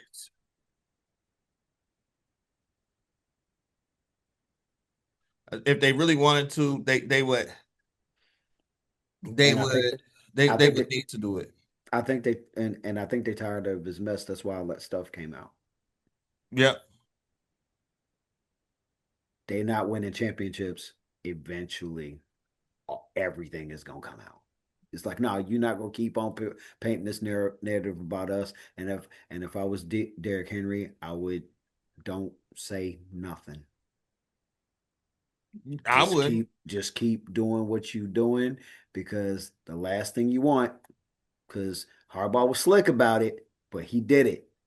He still threw you under the bus there, bro. Yeah, true, true. He still threw you up under the bus, and you ain't there. There is no denying that fact. He definitely did that, and it was like, well, I mean, that was a them decision. Well, okay, now back to you. Why did you allow that to be a decision? Yeah, it's just I don't know. This wrap up for the season is going to be something to behold because a lot of these games ain't gonna mean nothing. Oh my God, Oh God, what happened now? Bijan, Another touchdown? officially now, yes. Fuck. Wait a minute. So has Blake Corum did anything? Because that's all I need. I just need like 2 points from Blake Corum to lead at halftime of my fantasy league. That's all I need. Oh my God. So if they lose tonight, They're not. They won't that uh give Seattle the number one? I thought. Hold on. Playoffs, NFL. Go to the NFL playoffs. Where is playoff predictor, playoff. Just seen it. Darn it. Playoff machine. Holy crap. All right. So current playoff picture, Seattle is the one. And if oh no, if they lose, Seattle is the one. Yeah. So I know No, Seattle's not the one. they still Seattle they would be still the one, fighting they still but they fighting with San Fran, San right? Francisco, that game for San Francisco will be for the number one seed. Mm. Because what happened would be if San Francisco beat Seattle, they would jump to the one, and yeah, this would put Seattle out as Seattle would drop down to be the fifth seed, and the Rams would be the sixth seed. The Rams have to win this game in order to stay up with San Fran to have a shot at unseating. No, because even if Seattle wins, they'll be 12-4. Oh Oh God. Oh my God. Why didn't I see this earlier? What? Oh, this is great. Oh, get your popcorn ready, everybody. Okay, so let's see. When So let's when see. does Alabama play? I don't know. Oh I'm no, it's New Year's Day, the first. oh my, that game just got very interesting. Why? Look, it seems that Ty Simpson is he's a little outspoken and doesn't mind getting spicy. What did he get spicy about? And according to the quote, I found this on Newsweek. It was written by Tyler Erzberger. Uh-huh. And I quote, nobody expected us to make the Rose Bowl. Nobody expected us to make the playoff. Forget the world. It's all about Bama. That's the mindset going in, and that's going to be the mindset forevermore. Oh, that game just got spicy. Oh man, I hope there's a Oh, shit. I hope there's a way I can make sure I'm home. 4 o'clock on New Year's Day. I gotta figure out a way to make sure I'm home. Oh my God, that's gonna be good. Oh, because I hope he understands that he must play one of his best games ever now. Yep. Oh my God. All right. Mm. All right. So real quick, looking at this, and I got the playoff predictor up right now. So let's say the Falcons win this game, right? Okay. Yeah. Seattle is the one going to week 18, and the 49ers are hold on. Let's oh shoot, you can make it as a tie too? Neat. Oh, clear it. Let's clear it. Let's clear it and reset it. All right. So Atlanta's up 21-0. He ran it for 93 yards. God damn it. Yes. All right. So this is when I miss having them as my running back. All right. So if the Rams lose, the Rams are the current will go into next week as the 6th seed. If the Rams beat the Cardinals and San Francisco loses to Seattle, hmm the Rams go up to the 5th seed. If San Francisco beats Seattle, the Rams are the 6th seed, and the Seattle goes to the 5. If Arizona upsets them, it doesn't matter what happens with the Seattle game. LA will be the 6th seed, and they'll be on the road. So no matter what, LA is going to be on the road. They have no shot at being a conference champion because they lost that game last week. Wow. So this is not good. They still needed to win in order to give themselves a shot to being against. You would want to be the 4 seed playing against whoever wins between Tampa Bay and Carolina. Because if you get into the 6th or the 7th, if you get into the 6th seed, then you got whoever finishes below each other between Chicago and Philly. And they lost to Carolina, correct? Who? Um, the Rams. I thought they did. Here, let me pull up their schedule real quick, see who all they beat. They lost to the Jaguars at the beginning of the season. They lost to the Cardinals. They beat the Falcons 30 zip. Then they got blown out by my Patriots. They beat the they beat the Dolphins. They beat the Cowboys. They beat the Jets. They lost by 31 to my Bills to the Bills Yeah, what's up? and Get ready to Packers. wrap up now. They they beat the Packers. They lost to the Saints. Yes, they beat the Rams 31 to 28. Wow. Oh boy, boy. Um Yeah, and I can already say it without any hesitation because I don't know what's going on with Tampa Bay. I got Carolina. Um, my luck, my luck. The Buccaneers will figure out who they are because Thursday is just not my night, and the Buccaneers will figure out who they are and they'll mess around and win that game. I do not like Thursday games. Although I did do my best this week because I won 2 out of 3 on this Thursday.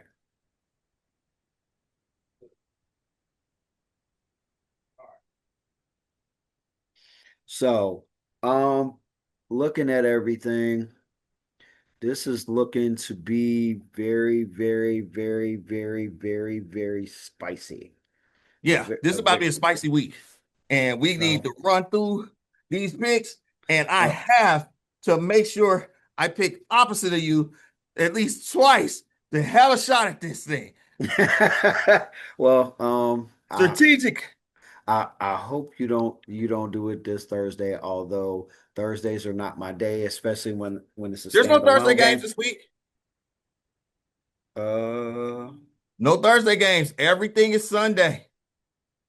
why did I think when I Last week of the season. Everybody's on Sunday. They announced the schedule after the Sunday night football Oh, game. the third is Saturday. That's what I got mixed up. My bad. Yeah. My Saturday games. Oh my God. So Saturday. Wow.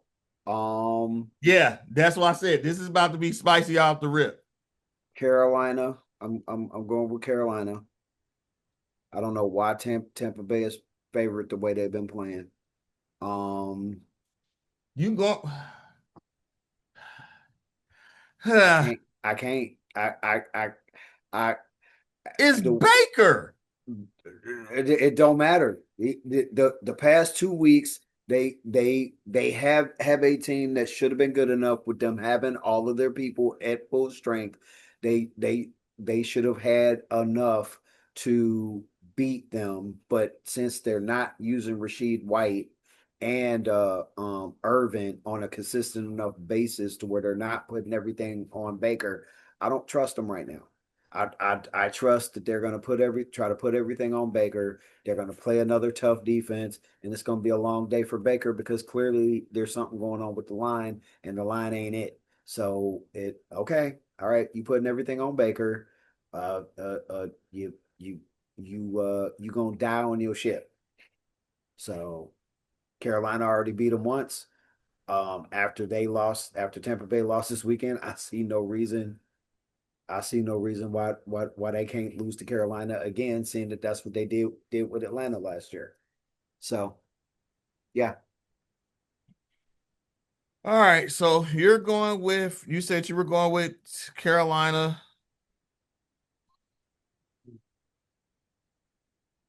I'm gonna go with Jesus. Carolina. I think that it's their time. I think Young has showed something with that. So we'll continue with that one.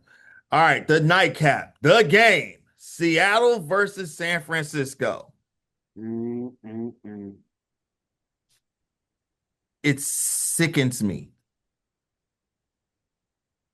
but I gotta ride with San Francisco mm. for the chance for a team to have home field advantage through the playoffs, including the Super Bowl. Oh, yeah. Thank you for reminding me. Speaking of apologies, everybody needs to apologize to Brock Purdy, Hey, except me. he was spicy yesterday. Oh my God. That one play when he did that, I was like, oh, okay. Every ever since he got paid, people said that he didn't Came in deserve there his was like, money, and I questioned it just because of the same reason I always question how much you pay a player. How's that going to help the rest of the holes? That's Oh, that's that's the only spot where I questioned it. I said that based upon his record, he deserved that money. I said based upon his track record, that's what made him make that's what put him in the conversation of being better than some of the people that are more gifted than him. Just like look at his track record. I'm sorry, he's been to more AFC championships and Super Bowls than a lot of these people that everybody is saying is like eons above him. You can tell me that, but according to the job description, he's doing better than them. And yes, I you can factor in the coach, you can factor in whatever you want. Bottom line, he still has to go out there and do it. So I hate the fact that I'm rooting for the 49ers. I yeah, hate it. yeah, and But I as that much squad, I can't knock it. That squad, I as can't. yeah, and as much as I like Darnold, I don't know what the hell is wrong with them. They will not lean on Walker and Charbonnet. I do not trust that they can win this game, even though I know that they can win this game. But all those factors in, all you have to do, you don't necessarily have to touch Darnold. You just got to get him squirrely. Yeah. The 49ers can at least get you squirrely without Nick Bosa. So and they've shown that. They showed it against the Bears, and they showed that they can get you squirrely at the right moment to make sure they win the game. So I too am going with San Francisco. So and they get the chance to do what only um who was it? Tampa Bay? Was it Tampa Bay? Tampa Bay won it at home and the Rams won it at home, but Yeah. nobody's been able to go. Nobody was the number one seed and play all their games at home leading up to it. Oh, okay. So they get to make some history while also joining two other teams. I like Yep. it. So yeah. So we'll see. And God, just go ahead and give me that trophy. Sit it right here. Even though it plagued me on my win-loss record on my picks, I'm still standing on oh good job Mobley, you fouled him, but that you going up and at least trying, that's awesome. Yeah, pretty much. He tried to go up and block a Wimby. He got all hand, but the fact that he went up there It's the and thought that counts. yeah, I mean because that's old school, that's Wait, old what? school old school basketball. Oh, okay. So About to figure all out. right, All right. Next so game, New Orleans at Atlanta. mm, mm, mm, mm, mm, mm, mm, mm, mm. God, that's technically going to be a pretty good game. So looking at it, I I am going to say speed this up just a little bit. Hmm. Hmm. Interesting. Interesting. Interesting. I'm gonna say Atlanta. First head to head, I'm going with New Orleans. Okay. 4 game winning streak. That team is looking like they might be building something nice. Yeah, and people gonna have to put some more respect on Kellen Moore's name. More his name, yeah. And let's see here. Who's next? Bengals, Cleveland. Wow. Um, Well, we know Garrett's gonna get paid. He's gonna get that sack record. He gonna hit Burrow at least once. Burrow his favorite punching bag.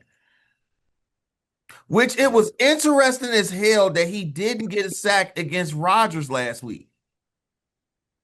He And he never seemed like he was even close to tackling Rodgers last week. that's what people have been doing to him for weeks. It's been a whole you're not we're gonna lean on our run so that to take away your opportunities to get to our quarterback. Yeah. And yeah. So but which was another reason why I disagreed with him about that being the focus. And then Tomlin backed it up by presenting the fact that they played the same way. The results were a little different in terms of the pressures compared to the last time they played when they beat them. But yeah, uh, that that was not the reason why they lost. DK was part of it, but I also think that Joni Mitchell not being completely um trustworthy in terms of catching the ball. I think um Calvin Austin also, there's no chemistry there between them and Rodgers, and there's a consistency issue in terms of them catching the ball. And then him, he's gotten better with Fryermuth, but I'm sure it still needs work. Even though I wasn't able to watch the game yesterday, I'm sure it needs a lot of work that he's now not going to have the opportunity for because he ain't going to be there next year. So so All right. So you Bengals and will you take Bengals or Bengals. Browns? Shit, my bad. The way they've been playing, sure, I'll go ahead. I'll take a shot. Let's go with the Bengals. All right. Next one, Green Bay at Minnesota. Holy crap, I don't know because Minnesota's defense came out of nowhere. I always known that they were capable of it. I just don't see it on a consistent enough basis. Yep, true. It's like, good God, man. You talk about torturing me. Part of the issues with my picks. Damn it. Um,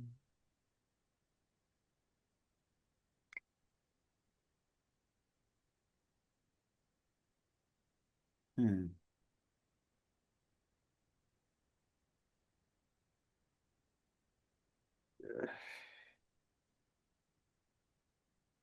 I guess I'll go with Green Bay. Second head to head, I'm going with Minnesota. I don't Yeah. trust Willis, and especially if Willis got a bad shoulder. And Love, if they saying they, Sun tells me if they can't move up or down in their seeding for it, they're gonna rest Love too. Mm, That yeah. might be one of them cakewalk games. Well, I mean, hell, that's what we thought last week, and he was, and oh God, oh God. Yeah, it's gonna be some. It's gonna be some crazy games. Okay, yeah, yeah, yeah, yeah. Jesus Christ. All right, next one, Dallas at the Giants.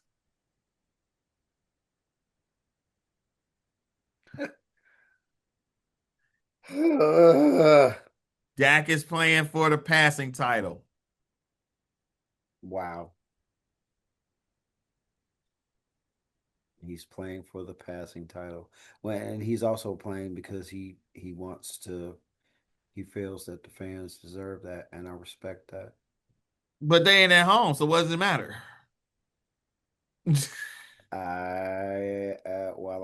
I hear that,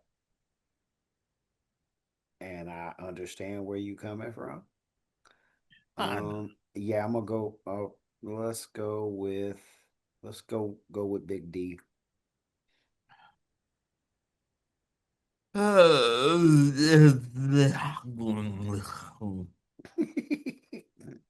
Nah, screw it. I ain't got nothing else to lose. I'm going with the Giants. Just because I want to see Jerry sit up there saying we didn't play as well as we thought we would when I came to the Big Apple. It took a bite out of me instead of me taking a bite out of it. Uh, Next game, Tennessee at Jacksonville. Mm, mm, mm, Oh, that game is a blowout. Shit. I don't know, man. I don't know, but no NFL game is a blowout until it's actually played. But that line is like horrible. Oh, okay. Gotcha. I'm gonna go with the Jaguars, but I the Titans are only on a one game losing streak for a reason, and this is a division game. Hmm. So, God, yeah, I'll go with Jacksonville. Jesus, Trevor, I swear, Trevor ain't gonna mess this up. I, mm, I, quit trying to be sweet and just pass the damn ball. God, y'all playing too sloppy to try to be sweet about stuff. Sorry. Uh, yeah. So I got Jacksonville, who I is took Jacksonville on that one. Next one, Indianapolis at Houston. Houston. Yeah. I don't. I'm not even. Dude, Mm-mm. bet against that defense. Next one, the Jets at the closing of Rich/Highmark Stadium. They can at least win this game. Jesus Christ. They lose Um. this game, they ain't gonna have they fans gonna revolt. Yeah, and some stuff needs to go down. I would like to know how much. I'm going with Buffalo, by the way. Yeah, I am too. And That's gonna be an emotional ass game.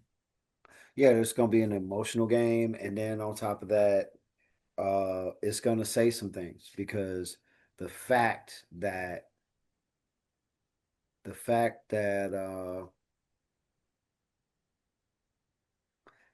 that game between them and between Philly and them went the way it did,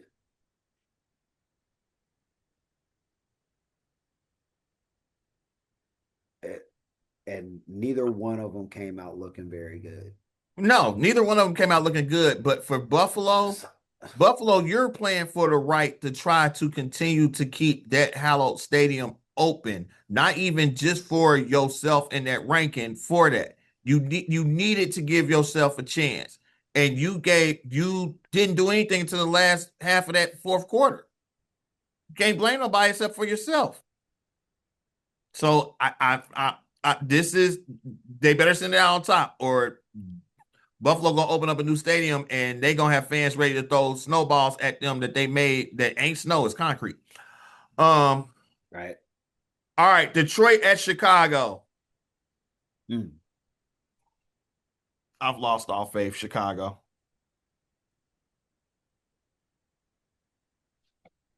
Um, yeah. Um, yeah.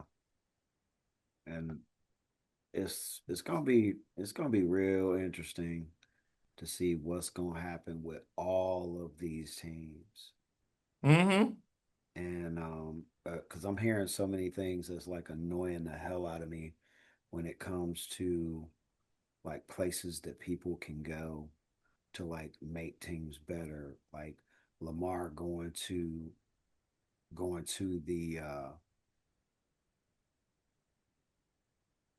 Lamar going to the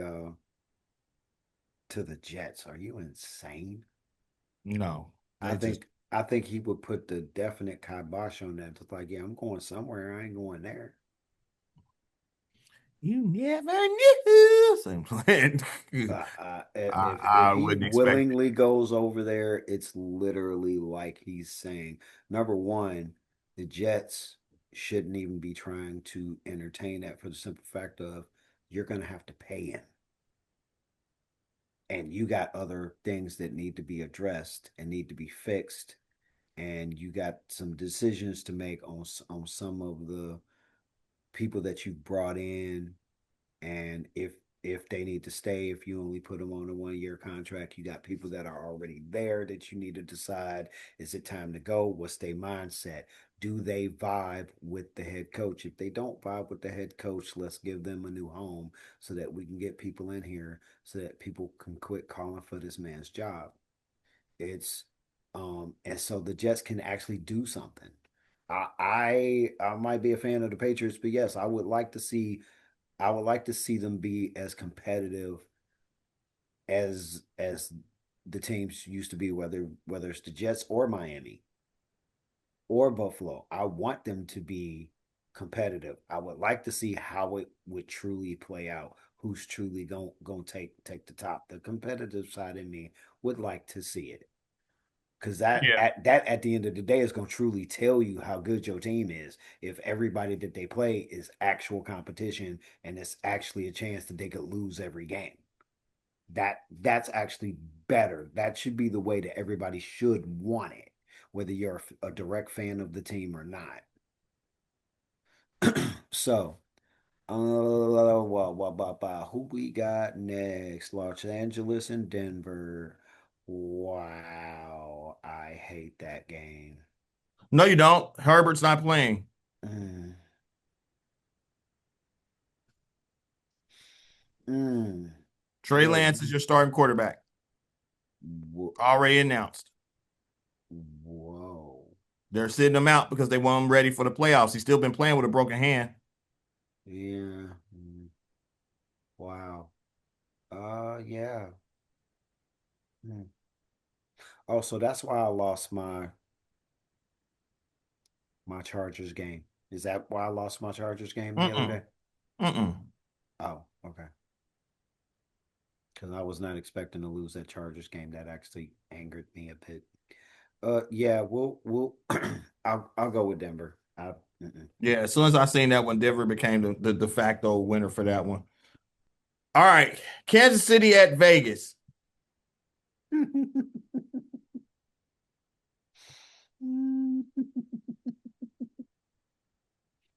Jesus Christ.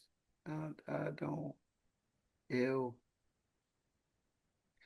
Crap. Is this a game that? Mm, I guess I I guess the Chiefs. I don't even know if the Raiders could even pull this one off. You know what? I'm gonna give them a shot. Because at this point, it can't be no worse than what the fuck it is. Wow. Um, It can't be no worse. holy holy crap. Yeah. Points It can't be. scored against? Really? And then there's some turmoil going on, and I want to know what the truth is concerning Max Crosby. That is going to be interesting. Is he hurt or does he need surgery? He's not hurt. I don't think he's hurt as bad as they said he was. I think that they're trying to preserve his trade value. And there was something that was stupid that came across, but when I actually looked at it while we've been talking, made it to where it could be fathomable. Somebody put up there, and you know it's a Bengals fan, put up there and said, give a second round pick next season, a first round pick, and send Shamar Stewart out there for Max Crosby. Ain't no way in hell. If they're trying to get cheaper and younger, they might. Yeah, even if I'm trying to get cheaper and younger, don't don't give me shit and tell me it's chocolate mousse. Oh yeah, I get that one because especially with Stewart ass because Stewart's ass anyway. All right, next one. Wait a minute. Said where we're at Vegas. Okay. Next one. Arizona at the Rams. The Rams lose this. The game is pretty much somewhat meaningless. Yeah, no, it's still meaningful. Mm, Stafford will be playing for an MVP because he's yeah, losing it right now to Drake May. yeah, but at the same time,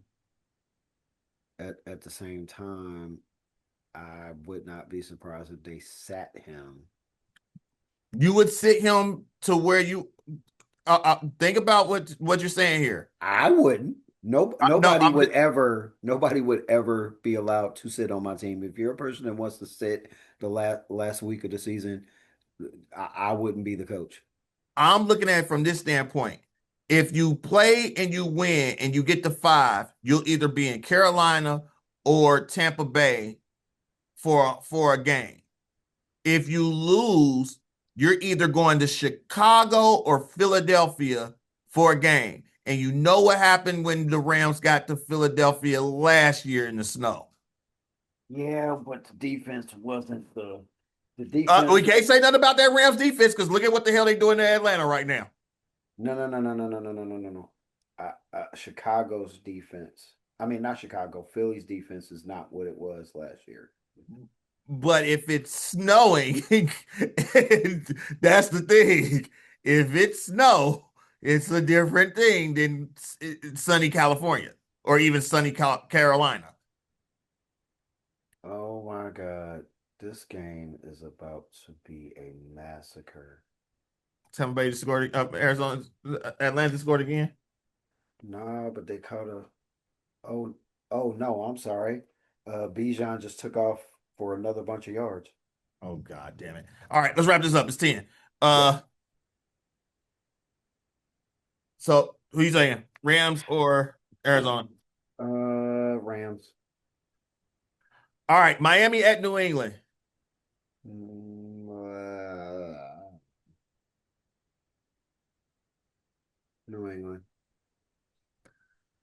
Washington at Philadelphia.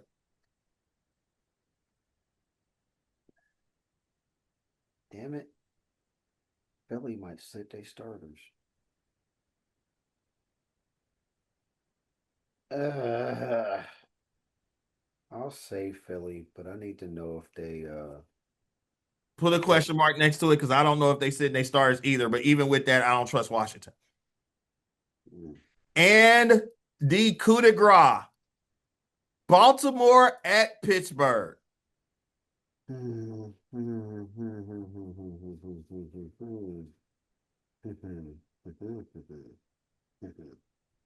uh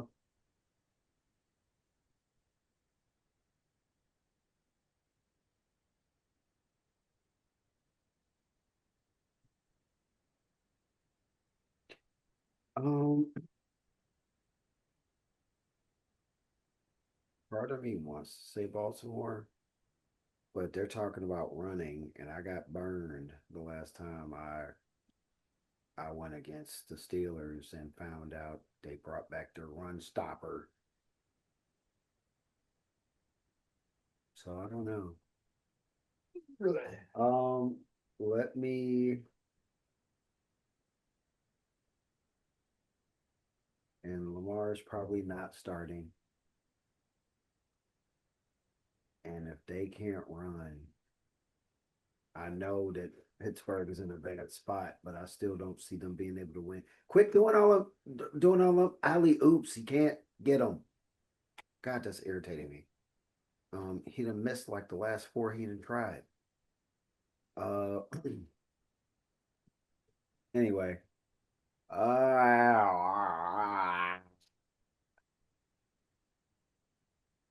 Tomlin needs this. I'm gonna say Pitt. Go box. You hear me? Yeah, I'm. Okay. I'm just Tomlin gets my feathers.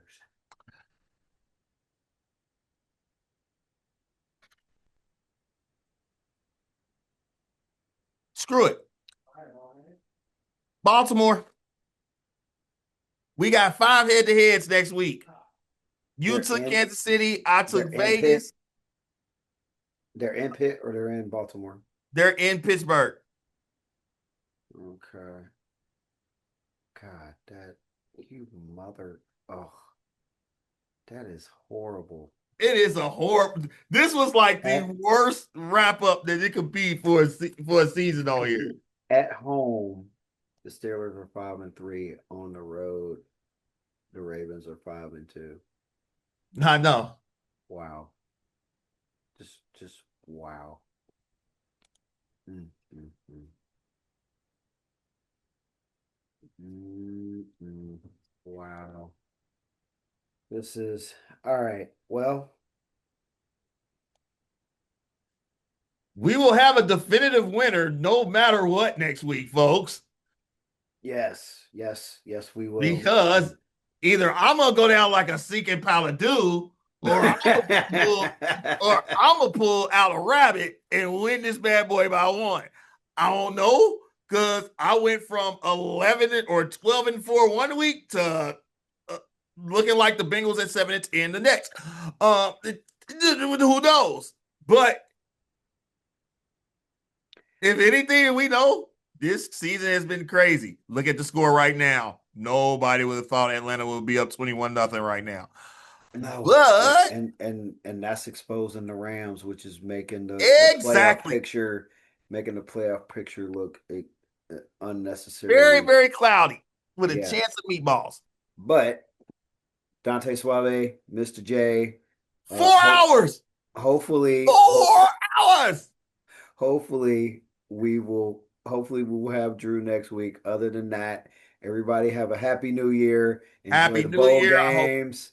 Enjoy the football games. we're gonna have a lot to recap next week because it's gonna be recapping the quarterfinals of the college football playoff with all the bowls and this last week of the NFL, and then it will be getting ready for the next 5 weeks of all football every weekend until we don't have it again until September. Yeah, tis what it is. Tis what it is. I bid you all adieu. Yep. Everybody, good night. Have a good one, folks.